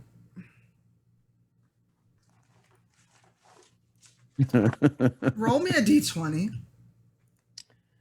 And tell me what your armor class is. My armor class is a 12. Okay, roll me a d20. And which one's a d20? This one? You know what a d20 Roll. is by now. Jesus Christ. I got a 15. So, Did I survive? so Smoop, as you continue to trace this eye that's carved in there, Yes. what you feel is a searing heat. And when you finish the circuit, there is fire that only you can feel and see engulfing your hand. Oh, Because the eye didn't get its sacrifice all those years ago. Now wants my Interesting. hand. Oh, it wants more than your hand. It wants your blood. All of your blood. Because Damn. it felt the warmth of your hand. It was expecting the lovely splash of life-giving blood of what's hiding in this altar. But instead, you'll do, Smoop. And with that, I we're going like- to I take a like where this is break. Going. I We're like going to this take a direction. break. break time, baby. Oh, we're gonna take a break. Oh my god, the best part. I mean, I guess that's the point. Suspense. It's Yeah, I guess that's storytelling, the point. Gary. No, that's good. It's like we'll be right back after this break. After these messages, we'll be right back. We're As gonna soon as tell you who I- gets kicked off the island Please right stay after tuned these for this word messages. from our sponsors. Yes. So BRB Brutal. in about 5 minutes. See you then. All right, see you back in 5. 3, 2, Okay. 1. As soon as I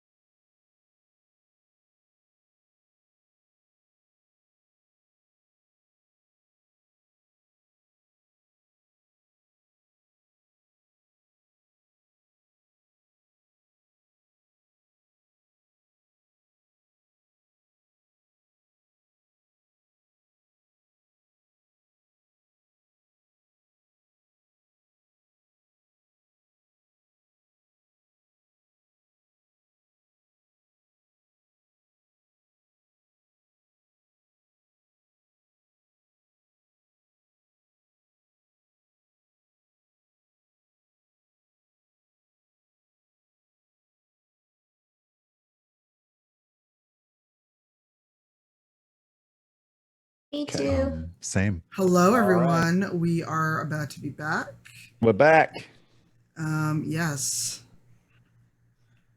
Hello, And hello. a very interesting part in the story too. We're back. Don't do it. Oh, we're. Was that Frankie Goes to Hollywood? Yeah, Adam, we're what the back. hell? Back to it. Okay, all right. What is it? Darth This is something? This is some Star Wars Clone Wars That's BS you K2XO. done pulled out of here. That's What one of is my it? characters. Oh, that's why. Unbelievable. So, Adam, I hope you know that suit is not going to help you. Oh Yeah, you know what happens already... to K2SO in that movie, right? Literally the first one to die. Oh god, that was such a good film though. Yeah. Also, I'm well aware I'm also this wow. does not help me. I am mad because I watched Rogue One for the first time on vacation in Florida, and it was one of the best vacations ever. And now I'm sad because I can go watch Rogue One again. That's great, but I can't go on vacation. I'm sad. Wait, it doesn't even wrap around the hands? What? look at. It doesn't even. Wait. They're just Well, like not even proper they're gloves. just Oh my! Oh my God. God. Oh, I did not see know. Oh that. god, no. Was that I wasn't did your not. bare back? Was it? I It was rebuke that was skin that hasn't seen the sun since 1987. Yeah, I mean that was. worst reason ever to use the term bareback. I'm just gonna say. Oh, hell. Adam, we're going to have a salutary lesson about consequences with you today. Yay! Consequences. And also, Here comes the punishment. So and not in a fun way. Just to make it clear, so this is so janky that it came and I had to tape the inside of this thing together, but also because I cut off my pinky finger when I was younger, and then What? Burying the lead. Yeah, seriously. Oh wait. Oh my God! Oh, weird, because Okay. I cut off the end of it and then they sewed it back on, so it doesn't make it up to the glove. So So does the costume? That's so weird. Now I'm curious. Does the costume come with any like voice, whatever, or is it just the costume? no, it's just the costume. It's like a suit and these glove things. Yeah, that looks like the And it's cheapest possible version of that costume. That looks Yeah. like a small child that you stole from Walmart. Look, Yeah. Adam is a small child or a large child. Really, it depends. It's go one Large of the, child. one or the other. We're going to talk about this. But I'm just like, here come the consequences, murderer. Yeah, we're going to have discussion, sir. But I believe we left off. Are you okay, Brian? No, I'm basically a bottle in. It's my birthday weekend. I am not. Brian okay. is living his I am- best life right I now. am Toot, toot, Brian. fantastic. I am Look. fantastic. Oh, wait. What are you drinking there, by the way, Brian? This is just prosecco. This is not the optimal glass for it, but if I had a tiny glass for it, I'd be refilling all the time. And it's like, you know, breaking the seal, but in reverse, like you're constantly having to pour. Like fuck it. So I'm like big glass. I'm an adult. I get a big glass. I'm looking for the vape pen on my desk because we don't get paid. But I enough have for I this am shit. I am having a delightful day today with all of you. So thank you for this. This A is fun. pre-birthday extravaganza, Brian. Yeah, why not? In Birthday your honor. weekend. Why not? Am I right? Why not? Yes, I because like it is it. it's always time to wind down. Wait, we have wine time emotes in my chat because usually Shut like up. on my I need evening them. streams on Wednesday and Thursday, like in the middle at 6:30, I go get a glass of wine and I go wine time. I've been in your streams. I try to say hi, but they're like your stream flows like rapids. It's like okay, I got this. they love to chat with each other. Yeah, Sometimes I look please, down and I'm like, what? Yeah, I'm seeing the wine time emote right now. Yeah, there it please is. make sure Wine you're time. following everyone in this cast, and please make sure, especially go ahead and give at Nickervision a follow so that he can make those numbers. My Yes. wife We- has the wine time emote, which means she subscribes to Shannon's channel. Oh, wait, that's I kind, still Leah. I think Sweet. Yeah, I think we both do. I do too. Yay. aw. Well, because your Discord is sub only, right, Shannon? Yeah. Because people. All right, so we're gonna have a lesson in consequences. Yeah, let's get to the fun part. When before the break, Smoop's hand was engulfed in flame that only he could see and feel because the altar hungers. Its meal was denied, however long ago it was when you saw that vision. And it's like fresh meat, basically. Adam, Smoop, I need you to roll a Constitution saving throw. Constitution savings throw. That is, oh, there it is. It's not going to be good because it's -1. Even better. One moment. Here we go. It is a B. It's a fucking B. Can I just say Yeah, that we got can I you. just Got say you. Okay, that we first have off, that. Oh god. Oh god. Can I just say that because he doesn't roll the die on screen, we always have to take. We just take Adam's word for this. Hey, buddy. That's what he's rolling. It's on know, my Gary, stream. It's on you- my stream. Is it on your stream? Let me see. Let me go to Gary, your. Well, first off, Gary, you bring That up is an a- interesting point, which I'm going to actually throw to Tanya. What? The fact that right now a lot of this is trust, like rolling die when you're not present at a table. Like no one else can see your die rolls unless you're doing like roll 20. he did roll a 20 with a -1, so he got a 19. Yeah. All right. So Whatever. You roll a 20, but you have a -1. But there's also such a thing as DM discretion. That's right. That's you right. You don't know what you DM had to rights. beat. She's got the presidential veto power. Well, I can't veto a dice roll, but there's such a thing as a DC that you have to meet. Usually it's a level or a roll. So like when I say make a wisdom saving throw, or when one of you does a spell, it'll usually be like enemy must surpass a 14 wisdom saving throw in order to not be enthralled, what have you. Right. So, okay, I almost and it would have been a total accident. I hovered too long and almost unfollowed Adam. It would have not been on purpose. I swear. So while you did get a 19, this is very ancient and evil magic, Smoop. Uh-oh. It is hungry. And you are a ripe flesh, young changeling. So, again, just as you could not see what was happening with them when they had their vision, everyone else just sees Smoop basically stuck to this altar. You don't see the fire, you don't smell it, only Smoop can. I'm going to roll for the altar. I'm rolling a physical die because there's no... Sorry, can I interrupt for a second? Sure. I actually don't know how to ban someone, and I need to ban someone.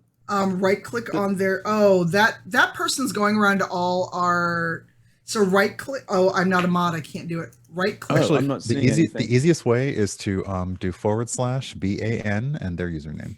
Okay. Great. Yeah, or you should have mod view up selected on your channel, and it will just give you the icons. You can just click right on it. And I will take a moment to say, please congratulate and thank your mods because they are the backbone of fucking streamers. Yes, thank you, all my mods, my only Shans.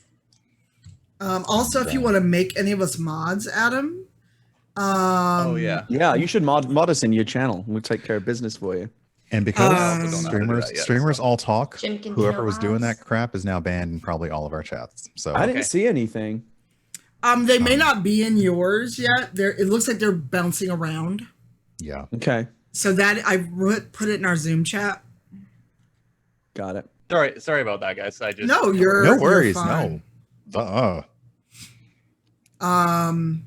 Thank you, Data Wizard Games. The Data more I'm on Wizard, Twitch, the more I'm like ban everyone. So it's /mod and then username, Adam. Oh, okay. So sorry for that disruption. Also, Adam, if you're monitoring your shit. stream from the creator dashboard, it should have like the ban timeout type buttons Yeah, right there on the chat. I was doing it from Streamlabs, so Okay. One moment, my headset literally beeped at me and scared the shit out of me Oh because no. it is out of charge. I was like, Headset "Who's sending me revenge. Morse I code need through my power. headset?" Give me charge. It sounded like Morse code. 1 second. Mages and mentors, thank you for the You all raid. may not hear them for a hot second because I've got to switch headsets. Okay. I've got to switch audio sources, so hold on, please. Oh, she's probably telling that to her stream. Okay, so it's changed there, and let me change in our call. Adam, how does it... Gotta. Okay, Adam, how tall are you? There we go. Sorry about that. 6 foot. I can't imagine how any of these things fit you. They don't. I mean, they don't. This is about like. Oh wait, you're not allowed to show feet on stream or something, right? Careful. Yeah, you careful. can't. You better be Yeah, wearing when shoes. I'm wearing. Wait, socks. is that actually a rule? Yeah, it's a whole. Yeah, Yeah. there's a whole. Is that there's because a, of like foot fetishes? Twitch Yeah. had to add rules because they don't want to ban body painting, but they had to add rules for like body painting and things. But Yeah. but feet, like showing feet on Twitch is like not. Wait, can you with like a sock on, or is it like you got to be wearing shoes? That's so weird. I'm sure socks are I fine as long as saw, they're not those saw a weird. shirtless dude. What are the during weird socks called with the A feet in tournament them? yesterday. I have there's no a idea. whole website. It's so disturbing that I stopped like anytime I'm shooting and they're like, you're barefoot. I'm like, can I wear like big socks? Like seriously, I can't because I'm not prepared. Like other parts of my body, like you do that knowing you're gonna be fetishized in a certain way, or people would be like boobs or like whatever, like so it feels like there's consent to some extent. But then like later, like finding like videos of like, yeah, feet, and then it's like slowed down and you're like, no, my feet are innocent. Oh my god! I mean, I'm glad it's a rule. I don't want to see anyone's feet. I think feet are gross. There we go. All right. There I should be able to be a barefoot on planes shaming stream though. Oh God! Who? Wait, no. What? Who? No. Oh, Sorry, y'all. I have like an obsession with catching people barefoot in public places, just like hanging You out. should like follow. it's their You own should follow space. my friend Tom Nichols on Twitter. Like that's like a big pet peeve that he has, and people send him stuff to retweet all the time. Look at Me this too. asshole. It's been like I've been doing Like, it for. I'm barefoot most of the time during a pandemic, but I'm not. No one needs in to your see own that space and Right. at No a one needs to park see at a that. beach. That's fine. Shannon, I'm not a mod. I'm not a mod in your channel, right? No, I can make you one though. Okay, someone already beat me to banning them in Brian's channel. I did. That was me. I did Okay. it manually because I'm Sorry. I ain't got I time. can't ain't got open time my for I that can't open crap my Zoom today. chat right now because it will mess up the location of my windows. But I'll check it afterwards and ban. You're fine as long as I don't do it. I think it'll be fine. No, it'll mess mine up as well. I'm pretty Okay. sure. No, I think we're all fine. We can do it from behind the scenes. It's all good. Yeah. Okay. So but yeah. so back to that. Sorry. Yeah, I'm Sorry. I'm still waiting to see what's going to happen to Smoop. Look, we had to take out the trash. That's important. Please go do that IRL. But we also take it out in game.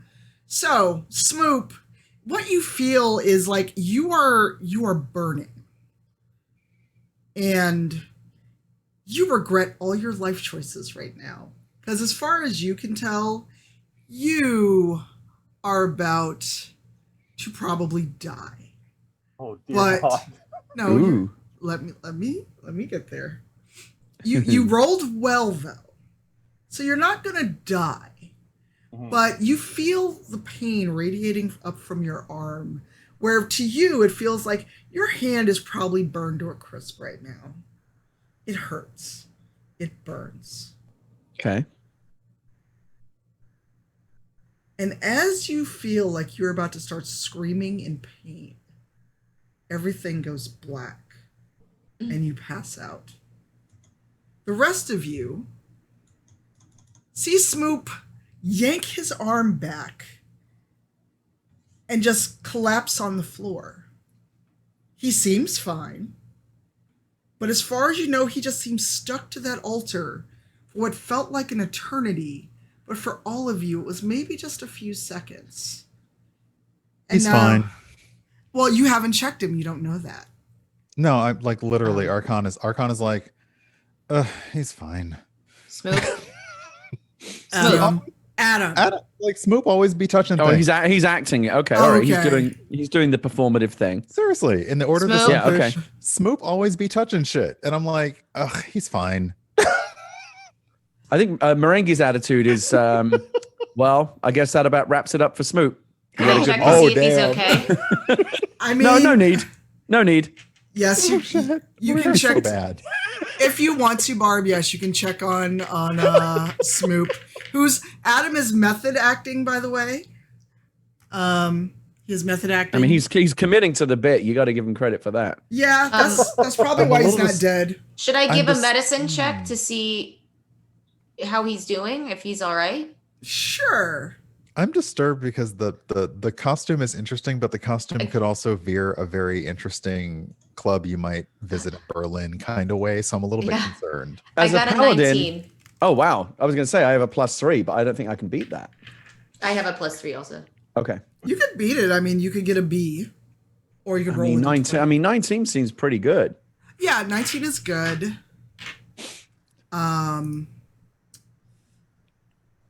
Hello, Cowboy Carrot. So Barb, when you get over what?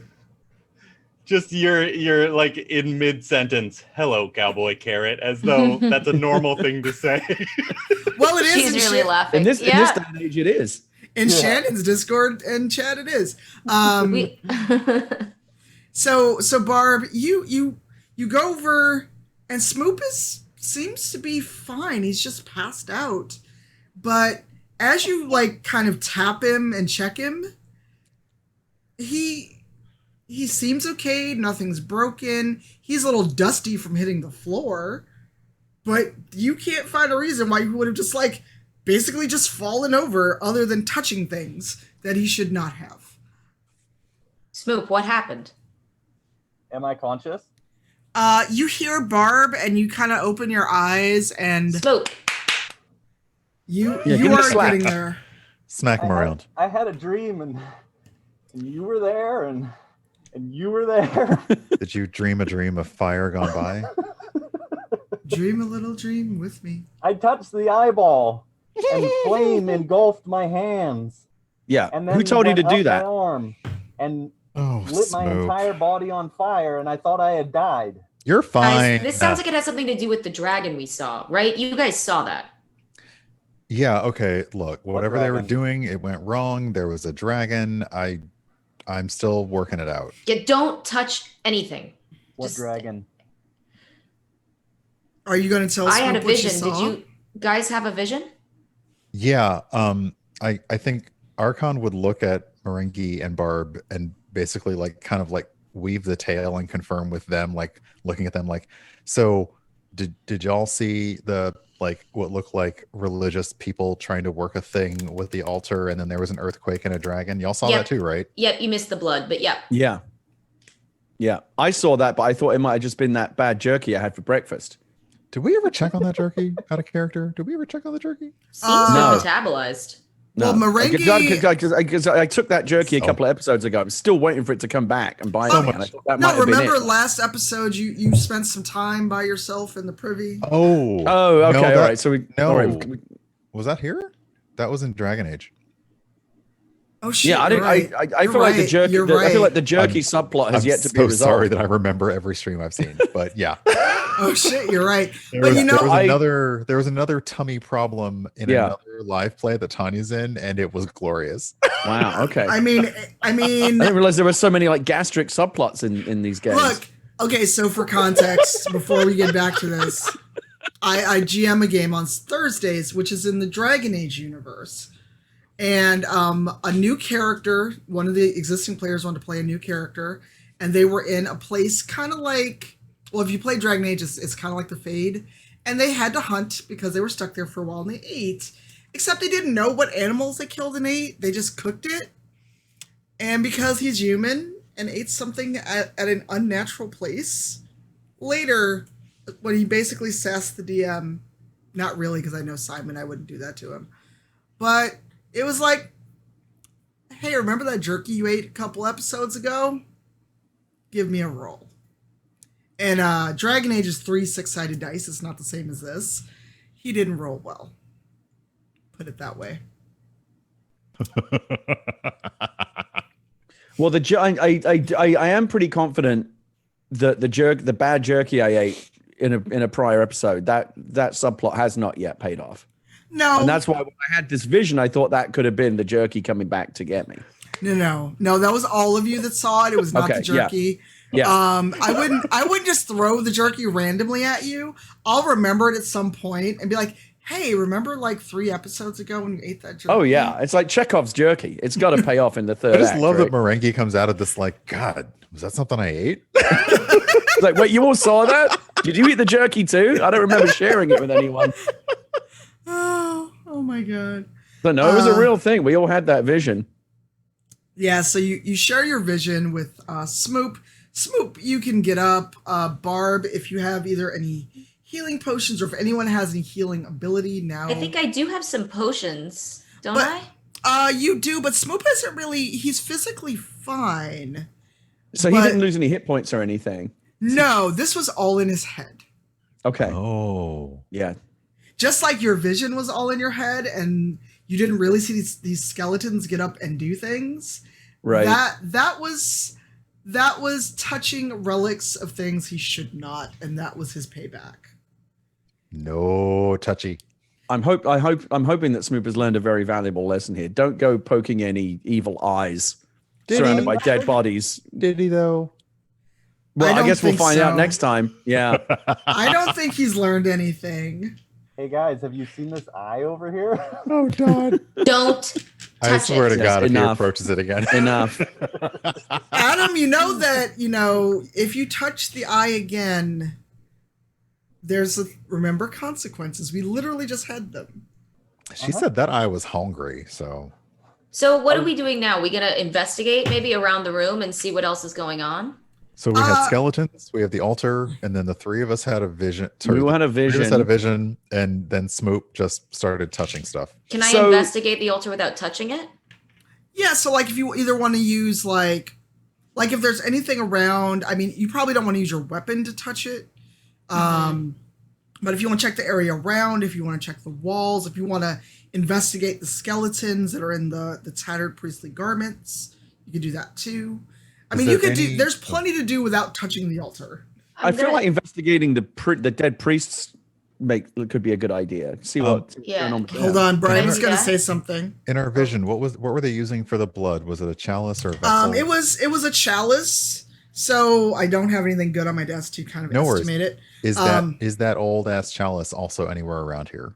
You'll have to check the room because the rooms outside of like the light filtering through the ceiling, you're not getting a lot of light. It's not like there's a lot of natural light coming in because the windows that are up high are narrow. It's like you've gone into a dilapidated church almost, and the windows are high, they're narrow. So right around the altar, there's light, but in the corners, there is darkness. I would like to Arkhon would like to just, I don't know if we've seen any iconography, any stained glass, anything. Like I, Brian, don't know anything about Severus. I have no idea what Arkhon might know about the shrine to which this person or god was built. So how would I determine that? Give me a perception check. And you only have to Don't. beat a 10. It's a 4. Oh, Are you serious? I am. I will show you the critical. I rolled a 1. Okay. That is a crit fail. I didn't even want to say it because I don't even. okay. Out of the game. So a question about the game. Yes. If Brian rolls a 1, which is a Yes. crit fail, but he has a +3 modifier, does that undo the crit fail, or does the natural die roll still make it a crit fail? It's still a crit fail, and so this is where kind of the DM's playstyle will come into it. So I know, like my friend Dave, a 1 is always a crit fail, no matter like your modifier, and a 20 is always a critical success, no Okay. matter your modifier. Just your modifier is going to bump the level of success, and like whatever wackadoo thing you want to do to say it. Not only did I succeed, I really succeeded. So like when Smoop was bitten by the coin, that was the critical fail in his Right. case. And with Archon, you just, this is all weird human iconography, Their priestly garments don't look familiar to you because you're a tiefling. You've studied some human religion, but nothing's coming to you in that moment. And as you wander around, you actually trip over a brick that's kind of loose in the floor. And you just trip over it. You don't get hurt. You don't like crack your head open or anything. But you land in the dust and the dirt next to another skeleton that you all didn't see because it's dark in there. So you basically That's just failed to interesting. check. Okay. I got nothing, y'all. And What? okay. All I can tell is there's a lot of skeletons. I was just trying to see if like where we are. I don't know. Arkhon? These things like, yeah, I'm sorry. You know what? I'm not going to be doing things for a minute. Give me a minute. I'm good. Y'all, I'm good. Y'all do your thing. I'm good. I meant to do that. Just like I'm so done. Marenghi, were you going to attempt a Absolutely. I feel like I still want to investigate these dead priests to see if there's anything more to learn. So I'll also roll investigation. All right. Is that correct? Yes, please. All right, here we go. God, a 1 on perception. What the Here's- fuck? Oh my God. Did you get a 1? No, I got a 2. Oh, you guys. I feel like I'm going to end up next to Arkhon in the dirt over here. All right, can I also roll? You Someone can. needs to do a So roll. so let's see what Barb does, and then we're going to see what Am I doing investigation or perception? give me investigation. Let's see how that comes out. Investigation.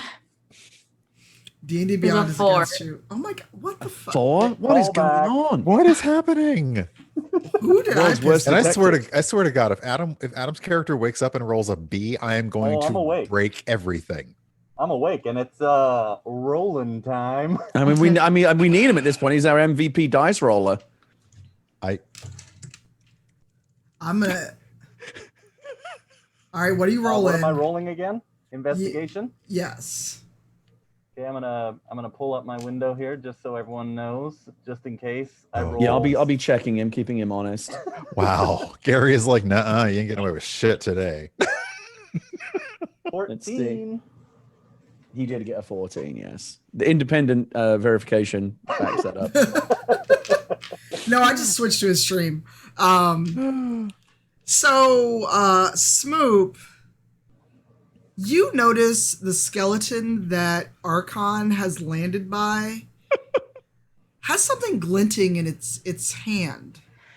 It's got something like, like if somebody had tried to like pull a chain or something off its neck when this person was alive and they grabbed it back and it's still there. You just notice the glint of something in its hand as you look around the room.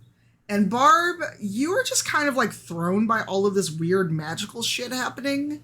So Okay. you're just like looking around going, okay, Smoop said he was burning. I saw some weird shit. There was dragons or there was blood in a chalice. Oh my God, what is happening? So you're not like really messed up, but you're still like, this is weird magical shit. I'm a dwarf. This ain't cool. I don't like it.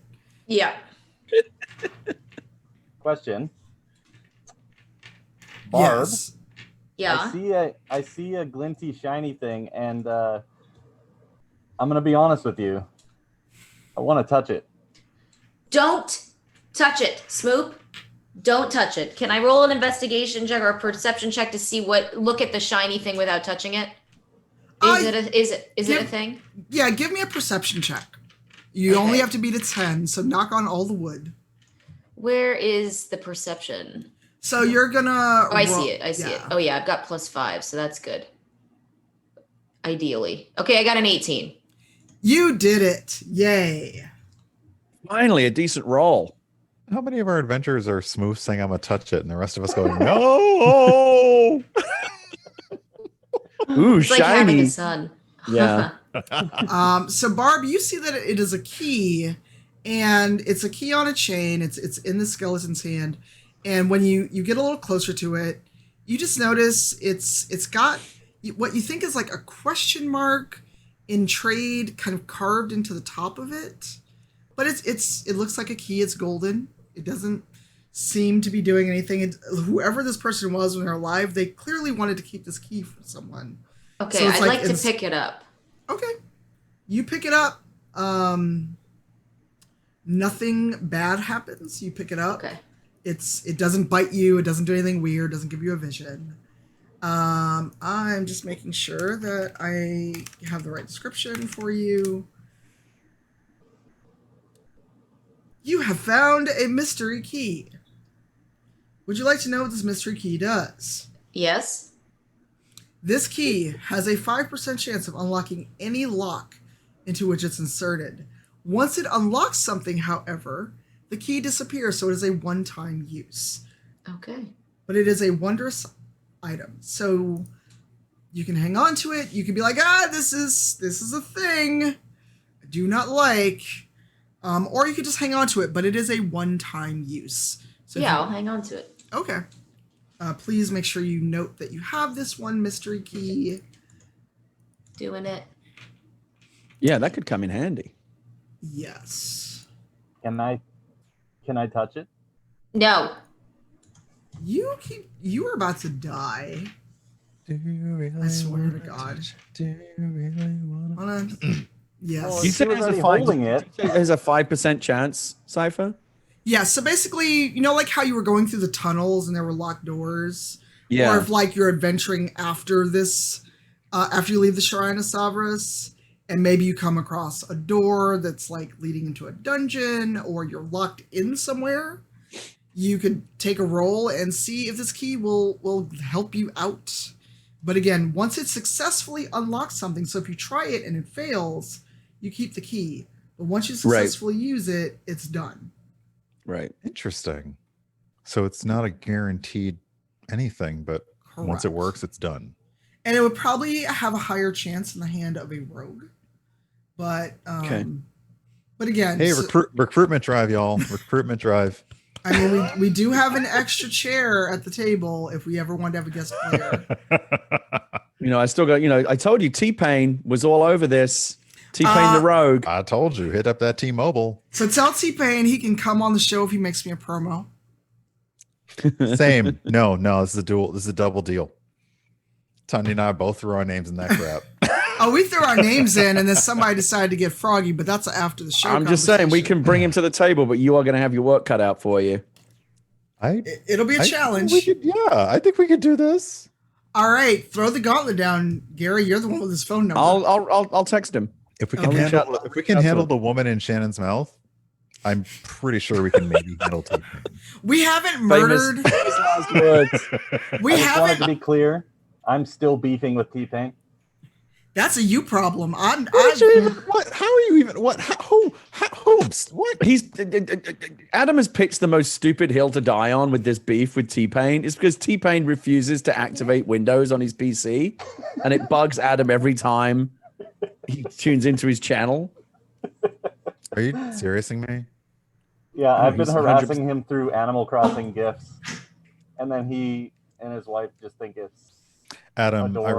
I realize that you are a white man on the internet, but you don't have to choose the dumbest hill to die on. Okay, that's not a requirement. It's really not. He's made his my choice. right as a white man. I think it's too late for him to get off of this particular hill. He's planted his flag there.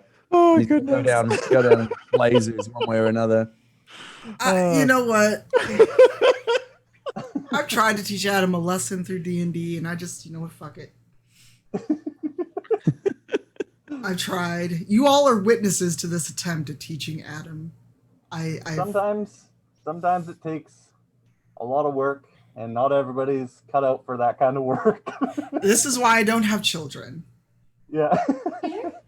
I don't have children. I just have Zoom calls. I mean, from 10 a.m. to 1 p.m. on a Saturday, you kind of do.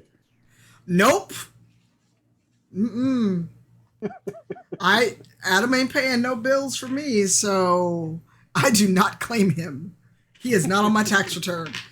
But before we get carried away, let's get you to a point where we can stop for this week. Okay. So Arkhon, as you try to scramble and dust yourself off, You you touch what feels like a small box, a small wooden box, and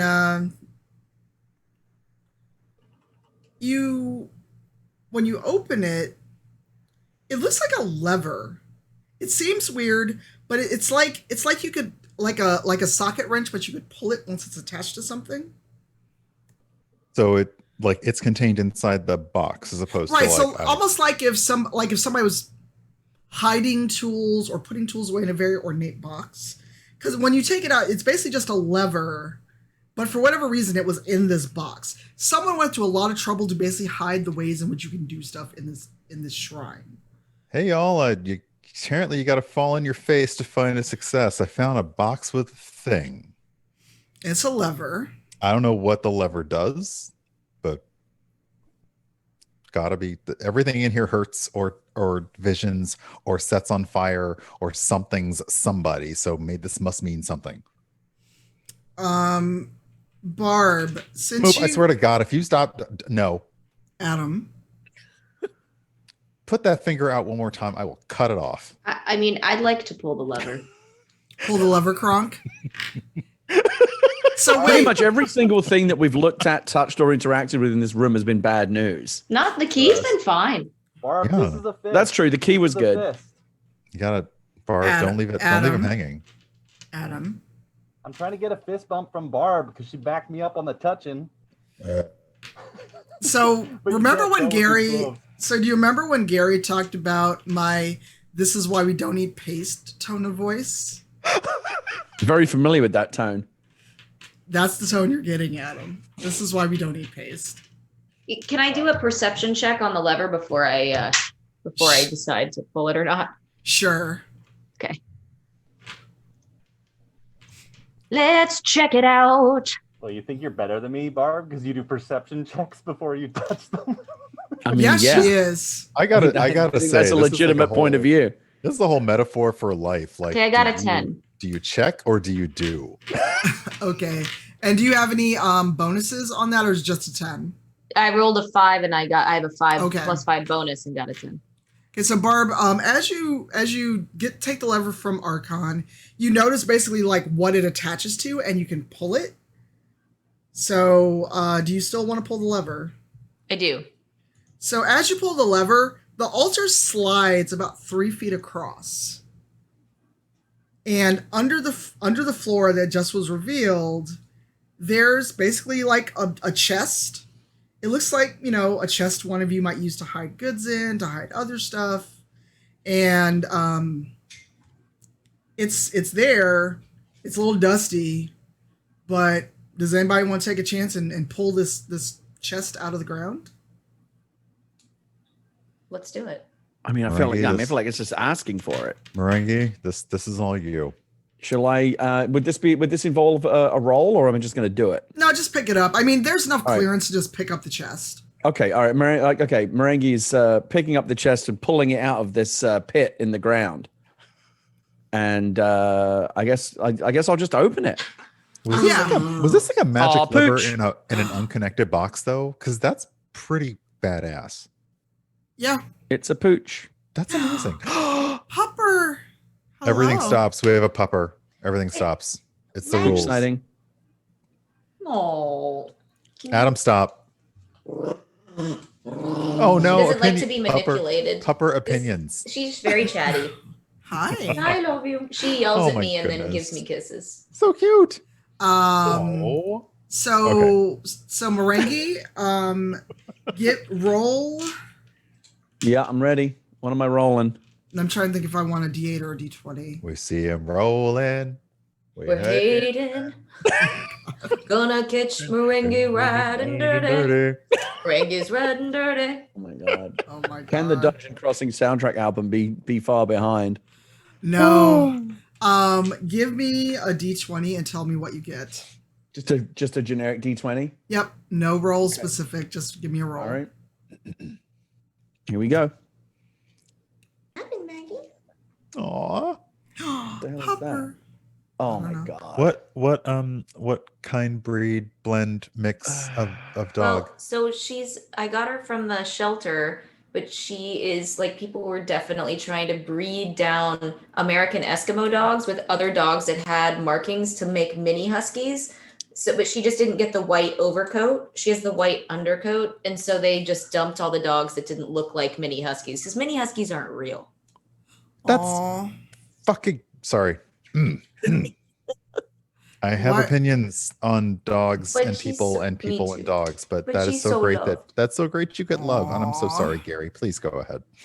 I saw your roll. Yeah, save your pity for when you see what I rolled. It was I got a 2.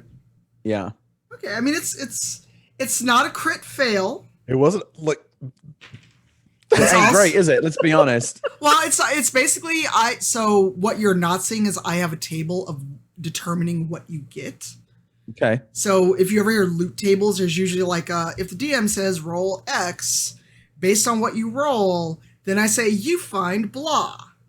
Right. So- right. So it's not a oh you roll 2 and that's bad. If this was like a check or something, a 2 would be bad.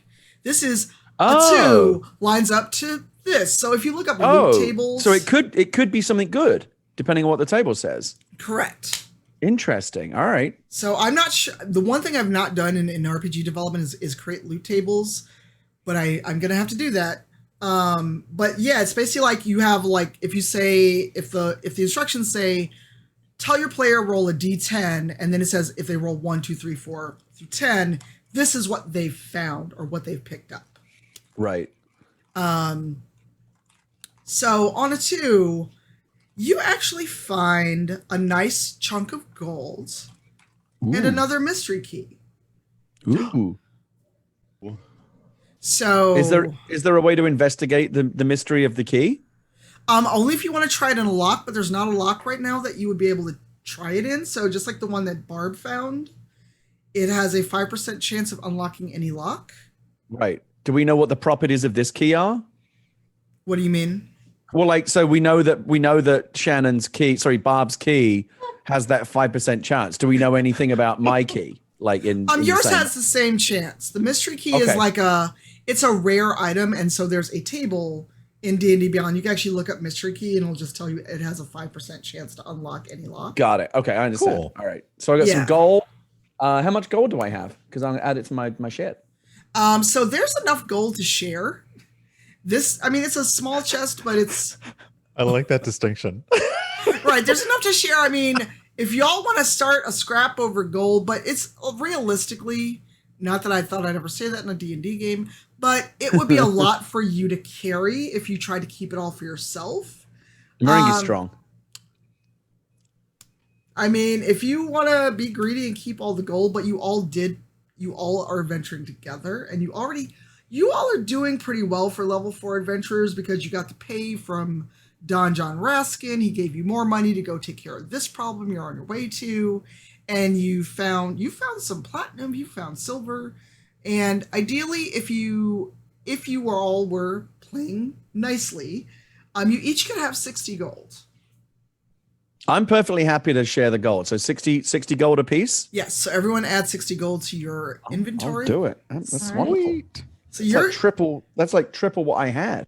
Yes. I think I've been bad at adding gold to my inventory. Yeah, because you said we have platinum, but I don't see any. I may have forgotten I to think add it was when you all were still in the mine, and I think Barb found 1 or 2 pieces of platinum. That's right, I did, but I didn't add it. Should I?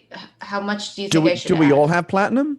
Should we add Um, something? Alright, I just- Well, there were a remember- couple pieces. I don't think there was Barb- enough for everyone. Yeah, Barb Oh. found it, so that was hers. But if you go to your equipment tab, That's right. Yeah, should I Yeah, add and there's 2? there's a currency tab. currencies, Yeah. so yeah. Add a couple of pieces of platinum. It was 2, right? Yeah. I have 90 gold now. Yeah, everyone's doing really well, especially for level 4 adventurers. Yeah, Marenghi likes that money. That's right. So I should have 90 gold also, right? Yeah, so everyone should have 90. If there's a few silver floating around, but for now, considering you haven't had to pay for inn except for that first couple of days, Yeah. you all are doing pretty good. You're well off for. Goodbye. did you Goodbye. just say that? You said the F word. Siri, stop it. Siri, you're embarrassing us. Siri, shut up. Luckily, live show, Is the stop it. worst. luckily she can't hear you because I have on headphones, but she heard me say something. So I've yeah, been keeping track of my gold cipher in the notes. yes, I didn't know I was supposed to do it there, but so if I add that, what you said, I had 10 gold in my notes, and I also yeah, had 20 silver. yes. So now should I just add that 10 gold and that 20 silver plus the 60? Correct. Even though mine already says 62. Right, but this is new We gold had some to that start was with. found. Yeah, we had Okay. I have mine currently says 130, so I think we had some to start with. Plus, You I all- got paid.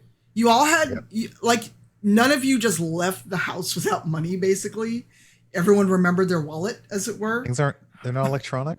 We don't have the Sadly, tab? no. No. Okay, cool. Sadly, no.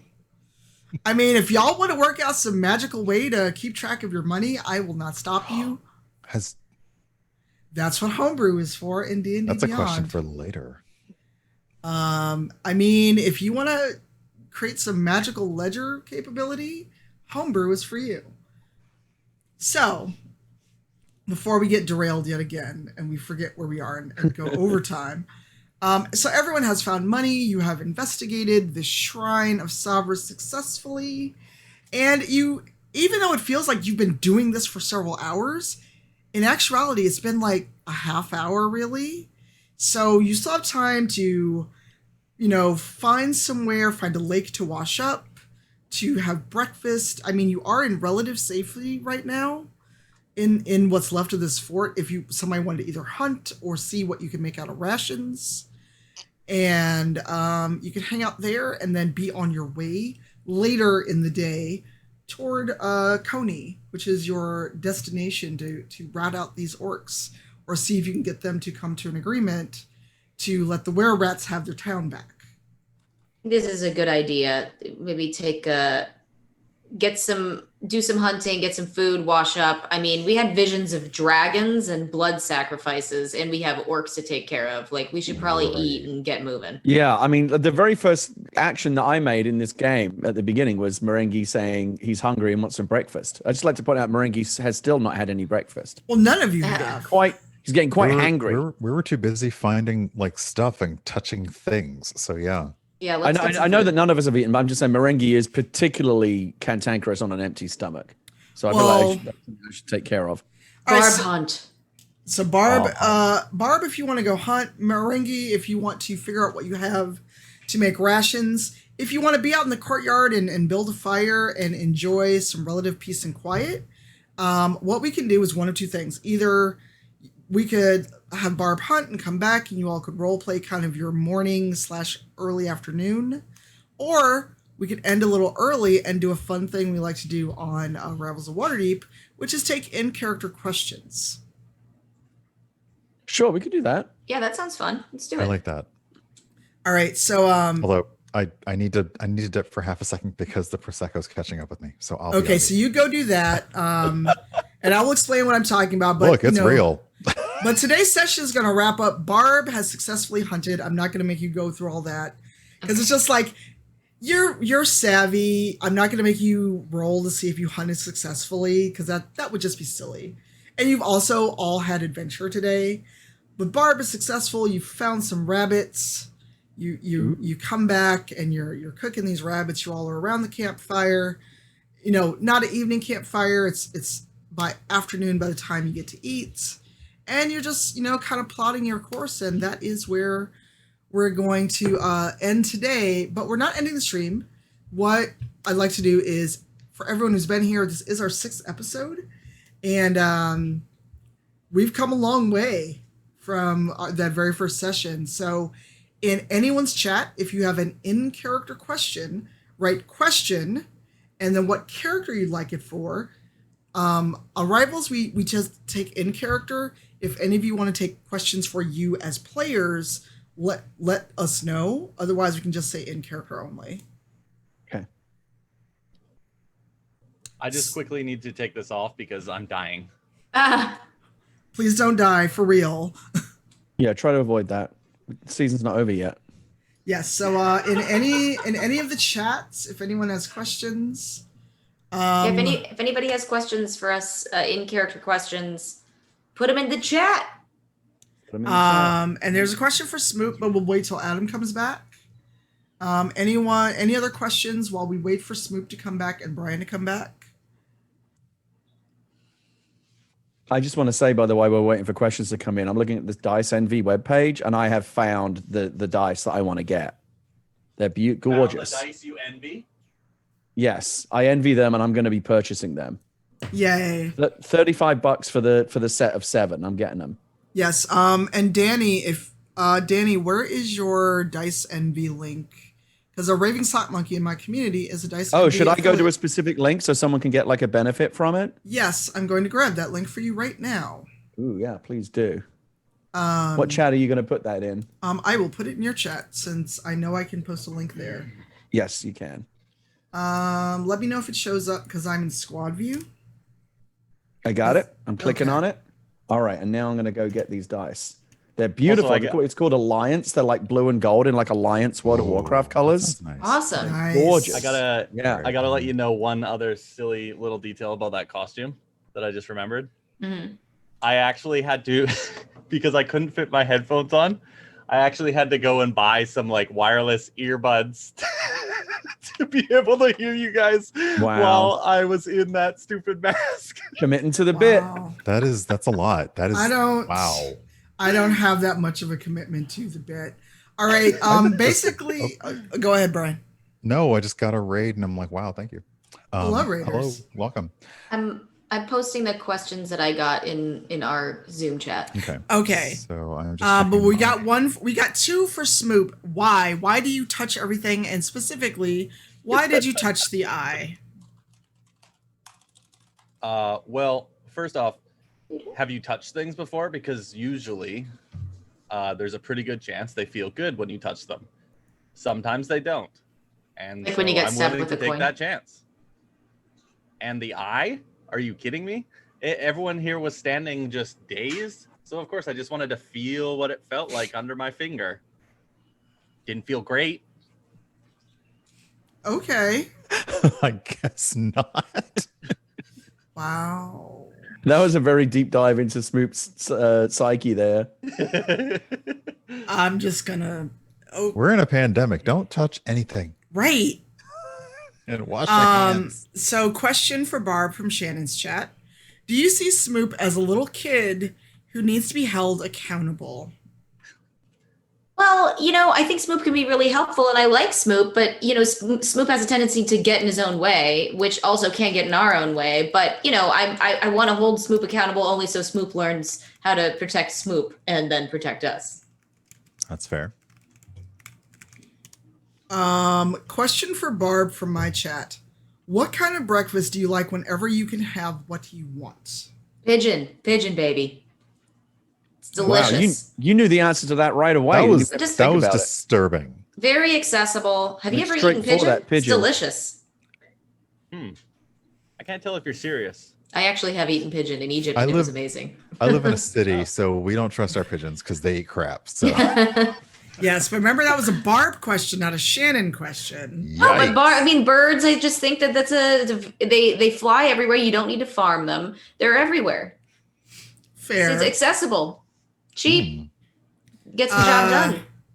So, Shannon, do you want to answer that question about What is- about Barb's Oh, surname? Yes, Vanessa. What's Barb's surname?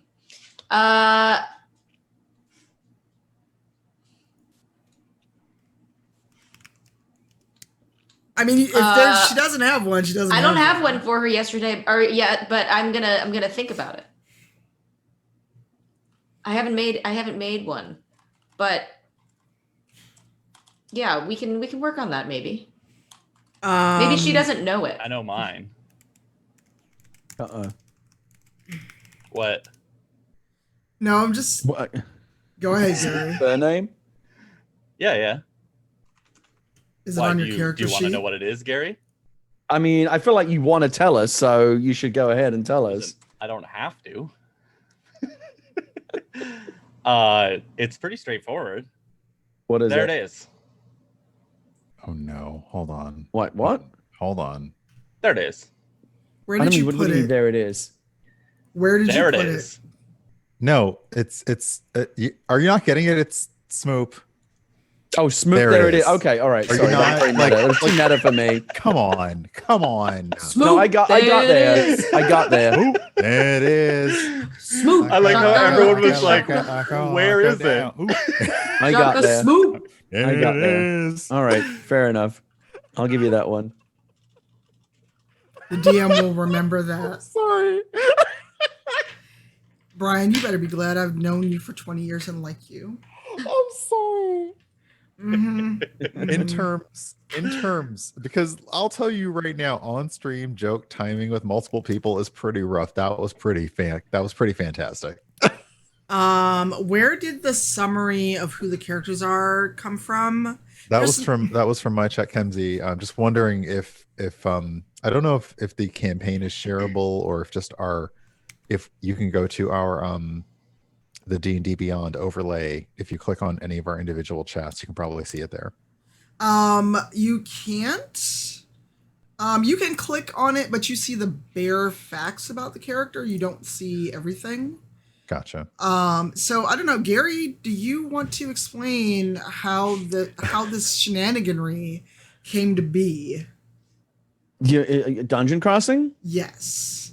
Yeah, it was. We were in the Animal Talking was about to come back for its second season, and then the whole George Floyd thing happened, and I, like a lot of streamers, felt that it wasn't appropriate to continue doing the regularly kind of scheduled content during that time. I think what I said at the time was there's a time to be distracted, and there's a time to pay attention, and it certainly felt like a time to pay attention. So we ended up doing a special episode of Animal Talking where we really tried to focus on having on Black celebrities and Black streamers, and you came on, and DJ Knight and Brandon and a bunch of other cool streamers who I'd not previously been aware of, and Dripping Honey, and people that I'm really, really glad to know and follow now. And during the segment when you and Brandon were on, Cypher, we talked about how you do a lot of D&D stuff, and I mentioned that I had never actually played it, and I was really keen to learn, but it's hard to find a game where people are willing to kind of take the time to teach you. And you very kindly offered to teach me, and Adam jumped on board as well, and Brian and Shannon got involved as well, and now here we are. It was amazing. Yeah, and we're all still friends. Somehow, after 6 episodes, True. I would like to think better friends than when we started. Yes, I'm trying to also keep up with questions that are coming in. So I did try to put it in Adam's chat, but I got timed out because you wisely don't allow links from randos. No, I apologize. We have like 5 chats going on, so It's okay. don't be afraid to dealing with repeat it. questions. And I should be able to post in Gary's chat as well. You should. Here's the cast command. You gave me VIP, so it should be okay. But I'm not seeing the chat for some reason because of squad view. Yeah, you have So to it's actively weird. switch. It's rough. So it's weird. whichever is like the active window in squad view, that should be the chat that you're seeing, right? I'm not seeing any chat, but that's fine. So yeah, we have a few more questions. So question for Barb, what is your favorite weapon? The Hulk smash. What is the name of the Did you big do the hammer maul? thing? Was it I've the been maul? The using? Maul. The maul. That was Yeah, sweet. me like you, Molly. That moment was sweet. that was good. I love the fact that you scared a door open. We need to bring a guest DM in so my character can meet all of your characters. You want to bring Celise into Dungeon Crossing? Yeah. Oh, What? that sounds so good. She's a level 12 paladin. I would like to see how Celise and Marenghi get on together and how Celise and Barb get on together. But we need a guest DM. I just want to be a fly on the wall when like Marenghi tries to talk to Celise, like, look, you think you have it rough? Here's my story. And then Celise is like, oh, you're cute. Cypher, do you feel like, as we're all newbie players, do you feel like you've trained us up enough that you could hand us off to another DM and it wouldn't be a total nightmare? That's a weird question. No, it's a weird question because normally when you start with a DM, you normally don't switch DMs. I know the show that I'm on was a weird case, but normally it's not like, I hear your training wheels, they're off, go. I saw Adam's question. We're not acknowledging that. Because now you're just trolling the chat. But normally when you start a campaign together, you end a campaign together, whether the campaign has to go on hiatus because life happens, it just naturally progresses and ends. Oh, I was thinking about like you said, if you had like a guest DM have to fill in for you for one episode or something, would it be like the supply teacher that comes in, the substitute teacher that comes in and like is completely out of their depth? No, because if we ever did that, I would ask someone like my friend B Dave, or see if I could get Matt to do it because he does have Animal Crossing, but it is 10 a.m. on a Saturday. I mean, I don't know how much of a morning person he is, and see if he'd be willing to, or if he had time, honestly. What? That would be amazing. That would be fantastic. Yes, but again, I'm trying to get that 1 degree of separation. Okay, I'm not gonna lie. I'm trying to get that 1 degree of separation. That's all I'm saying. But yeah, I would ask someone who is more, an experienced DM, and I would be in that other chair while it's like I would add someone to the D&D Beyond and I just have to see how I make someone else a GM, if we can have more than one GM, or how to give them access to things. Because in Roll20, you can have multiple GMs for one campaign. No, not Sharif. No, not after that puzzle that almost had Sleaze dead in the hallway. But I would ask someone who goes on. I'll explain in a minute. But I think it would be fun to do, especially to like see how you do with me present, but not your DM. Or even if like we did something where, let's say I couldn't do the show for whatever reason, and we knew someone who could step in, maybe someone who's been watching the show and is comfortable on camera, and I just still open a Zoom call, leave my island open to you all, and you all go have fun, and then I watch the VOD later. Because I'd like to see how you all act with another DM. Can you imagine somebody else like trying to handle this energy? A lot of energy. I don't know what would happen. I feel like there are people I know that I would trust with this, because there's also we are a D&D group, and I would have to have the trust in someone else to treat you well and not, I don't want to say tarnish, but that's a lot of trust and a lot of emotional labor to ask someone to take over a game, even for one session as a guest, or to come in, because we're all used to each other now. We're used to this chaotic energy and we're making it fun. A random person, and now if they played with newer players and they've seen the show and they know what to expect, that's one thing. But like, let's say it's a last minute thing and we can't really cancel for whatever reason. I can't see where we'd be in a position to not be like, oh, life happened, we can't do the show. I would feel awkward, especially if I was there but not playing, or if I couldn't do it at all and then I had to watch later, be like, oh God, what are you doing with my group? I would have to let go of that agency myself. Yeah. Mm-hmm. We have a few more questions because it's like 2:45 for me. Let me go backward. Got one in the chat. Whose chat? Sorry, in the Zoom chat. Okay, we answered that one. From Brian's chat. Do we, the cast, feel good about playing more games? Do they mean like other than this game?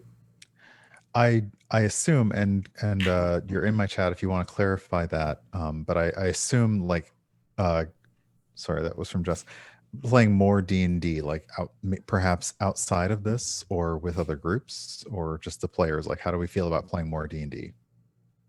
Yeah, I've been playing another game socially, like privately, not on Cool. stream or anything, and it's been really fun. I've been playing for a few weeks. Cool. I feel like I've got enough of a grounding in the basics of this now, having done 6 episodes of this campaign, that I could probably, like, not like a super like advanced high level experience group, but like I could probably jump into another game now and not feel like completely out of my depth, like I'm going to embarrass myself, because I feel like I've got a handle on the basics now, which is what I wanted to get out of this. Yeah. Oh, we're done. I'm going to go upstairs and outside. Next question. Is there any weapon or item you're hoping to acquire in game? I don't know of like the famous weapons and items, but I want anything that feels good, looks good, and kills good. Okay. Yeah, I mean that's hard because everyone's newer, so it's not like I mean, if you went in D&D Beyond and looked up like legendary things, you could see like, oh, that'd be cool because I'm a bard and I would like to have X. But that's a harder question, I think, for newer players. Yeah, if there's like a musical instrument that's also somewhat hypnotic or somewhat automatically gathers an audience's attention, I think that would be fun for a bard. Cypher, can I go in your store? Of course, and the stuff that's here in front of the DJ booth is free to take. Ooh, fun. And if you look around, if you go way to the right and the back where the private island is, you'll see your lunar lander you gifted me. Oh, cool. But yeah, Oh, firefighter uniform. That's cool. I'm all about items that help with Drop these if anybody needs them. either role play moments or like items that actually say like because you have this equipped, you have a bonus to your whatever role. No, I see in Tanya's chat somebody's like talking weapons. I'm like, I prefer not to have a possessed or spirit or cursed weapon that talks. That's a lot. That's a lot of work both on the character and the GM. I like the idea of a weapon that has its own personality, like it's got someone's like soul bound to it or something. Like someone who died and was reincarnated as a weapon, but like that sword's got like opinions. I want a sword with opinion. Gary, there's a question. Strong opinions. What's Marenghi's favorite breakfast food? Blood sausage. Oh God, really? Yeah, really like raw. Oh. Yeah, blue. Like as yeah. Oh, I am done. I'm done. Wow. Where's the leave call button? Where is that? Wow. Oh, good. I'll get to see. There's a lot of iron. Because you got to get your vitamin. You got to be fortified for the day ahead. It's not okay. You want your iron and your vitamins. Here comes the sunfish, right on schedule. Oh dear. Oh dear. Oh dear. Oh, dear. My mother-in-law sent Adam a sunfish statue, which he now proudly displays on his island. Yeah, that's amazing. It's amazing. Yeah. Wait. First off, I need to roll back. Your mom is playing Animal Crossing, and I have 3 generations of my family playing Dungeon Crossing now because my wife plays, my daughter plays, my mother-in-law plays. That's Adam great. actually got my mother-in-law her Switch. He found one for her because you can't, they're still hard to find with the supply constraints. And now my mother-in-law is like probably the most hardcore Animal Crossing player in our family. She's taking it very seriously. Yeah, she's big time into it. Yeah, she's really like the sweetest thing that I have seen is like my wife, daughter, and mother-in-law all kind of romping on the same island together, like three generations all playing together. It's wonderful. Yeah, and then the last question we got, unless anyone else has short questions in their chat, this is odd because they just started, but someone wants to know if the party had to retire from adventuring, what would you do in your civilian life and where? It's a good question. Oh, I know what I'd do. What's that? What would you do, Smoop? I would pursue resolving something related to my deep, dark, secret shame. Okay. I don't know if we're ever going to find out what this thing is, but I'm a little concerned. I feel like it's best to keep it vague.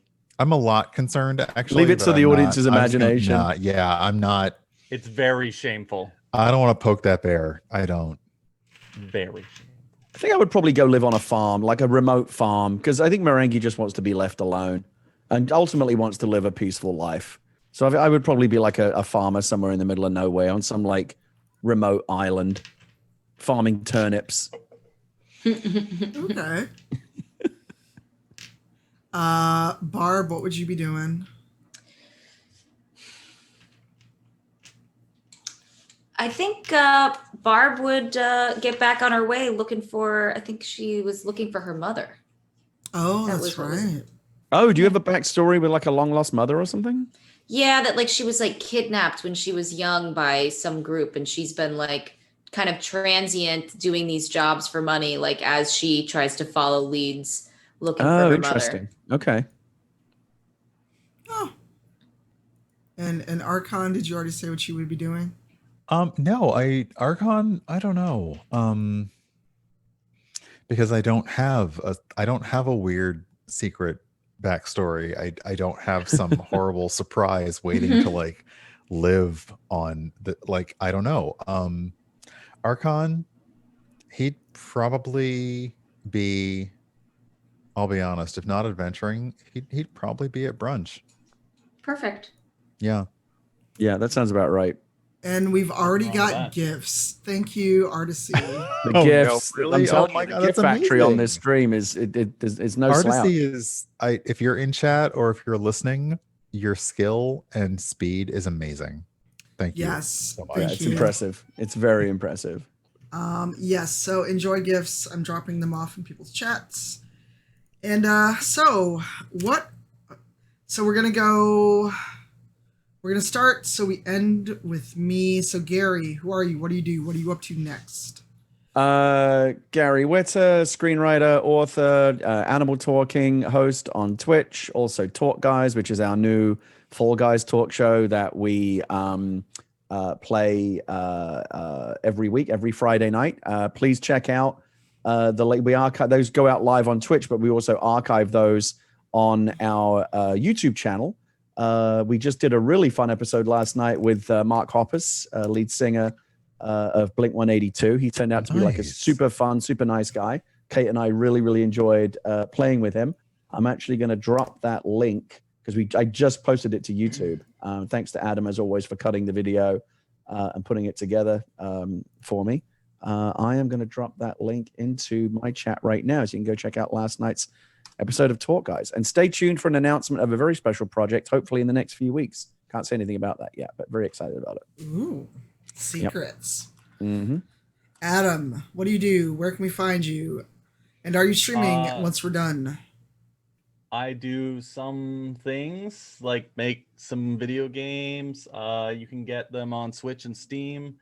Just look for Nickervision Studios or search Ding Dong XL with safe search off on Google. And hey, that is the name of my game. It is the name of his game. I know Alright, that you know what? was just a deep Okay. sigh. Okay. Yeah. Okay. You could also, I just started streaming about a week ago, and I am now on Twitch occasionally. I'll be streaming after this. I'm gonna play a bit of Fall Guys because I can't get it out of my friggin' head. It's at twitch.tv/Nickervision. Yeah, I'm gonna raid your channel when I close mine. We'll send my peeps over to yours. Thank you, appreciate that. Oh goodness, yeah. Who are you starting up immediately after we're done here? Yeah, I'm just gonna play some more Fall Guys. You're just gonna continue the stream that you're on, right? Yeah. I okay, won't sounds even change anything. And I will I have a really just hideously beautiful weird Fall Guys bean fish thing that pops up every so often on my stream. So Oh yeah, Adam has like a weird crossover, like Fall Guys bean, but it's like a sunfish as well. It's really weird. He showed it to us last night. I don't know what's going on. Fish Bean Man. Yeah, fish All right. bean man. Okay. Okay, Shannon. Yeah, my name's Shannon Woodward, and I've been streaming on Shannon is Live, and on Sundays right now I'm playing Life is Strange, chapter 2 tomorrow, and then Wednesdays and Thursdays we're doing BioShock, and Friday I do the damn puzzles, do crosswords and stuff if you want to come through, and yeah. Brian. Yeah, hey, Brian, Urban Bohemian. I stream 3 days a week, Tuesday afternoons and Saturday and Sunday mornings, mostly variety. I have no idea what I'm going to stream, possibly before an hour before I do it. Also, starting next week, not this weekend, but next weekend, I will have Twitch front page slots as part of the Twitch Creator Growth Program. Nice. Very, very fun and exciting. I am very nervous. I do not know what we're going to stream. but we'll figure it out. So yeah, look for me on Twitch, and also just being generally half nice, half angry on Twitter as usual. And again, please wish Brian a happy birthday. It is tomorrow. You'll be live. Oh yeah, that's happening tomorrow, right? Tomorrow morning, Sunday, 7:30, 8 o'clock. We'll start the thing. I'll probably be drinking again. Eastern. I also just dropped the link of the dice that I just ordered from that Dice Envy affiliate link. These are gorgeous. These blue and gold dice. I'm very excited for these to show up. Nice. See those? I Really do not, for whatever reason, but I will. Yeah, let me see if I can put them in your chat as well. Yeah, I don't. For people asking, I don't know if I have a plan for birthday brunch to eat, but I'm going to try and order cake and or cupcakes tonight so that I will have something tonight and tomorrow. But that will be after my stream, and then other Team Cypher stream, and then Rivals of Waterdeep. So after all that's over, then I'll probably have another stream of cake and booze. Excellent. And speaking of It's my brand. I mean, I might order some cake today because you know what? After this, it's 3 o'clock and I'm hungry. But speaking of Rivals of Waterdeep, tomorrow we are doing Kids on Bikes, not D&D. It is very Stranger Things 80s. And we did Session 0 last week where we built our game, built our characters. Tomorrow we see what happens in this strange world that we built. 10 a.m. Pacific, 12 p.m. Central. Sponsored by Blue Microphones. And then it feels like it's going to be forever. And then the next week, we're skipping Dragon Age because otherwise I'll have 5 games in a row for 4 days.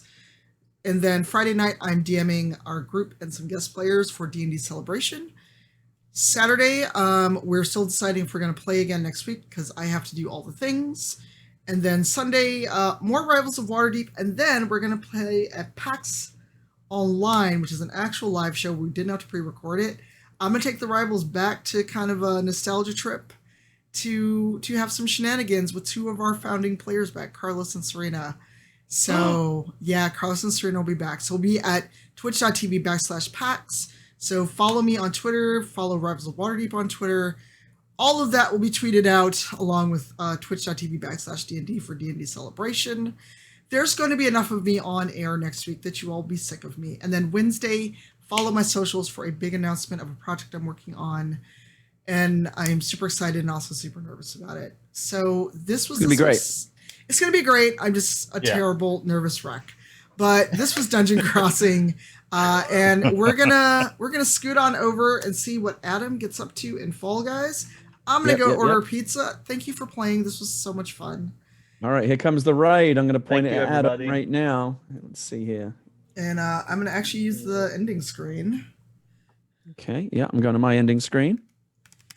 All right, guys, I'm going to do the same. Yeah, I don't have an ending screen. I'm going to raid Adam if you guys want to go play some Fall Guys. So yeah, hold on. Let's start all these things together and just be weirdly Here, amazing. I think I gotta stop my video on this one. Yes, you do. So see you later. I went to ending. We're gonna go see what Adam's doing. My stream is down. I rated Adam. I don't have a Fall Guys emote, but we're about to. I'm gonna leave this call, guys. Thank you very much. Yeah, bye, guys. Thanks, everyone everyone. hanging out here. Thank you so much. We're gonna raid Adam. Let's all get him the numbers up. Let's all support. Best thing you can do for any streamer is to just show up. Thanks, everyone. Bye, everyone. All right, I'll I've see you on rated Discord, Twitter, etc. Thanks, everyone. Goodbye. I have rated Adam, and I'm gonna stop my stream.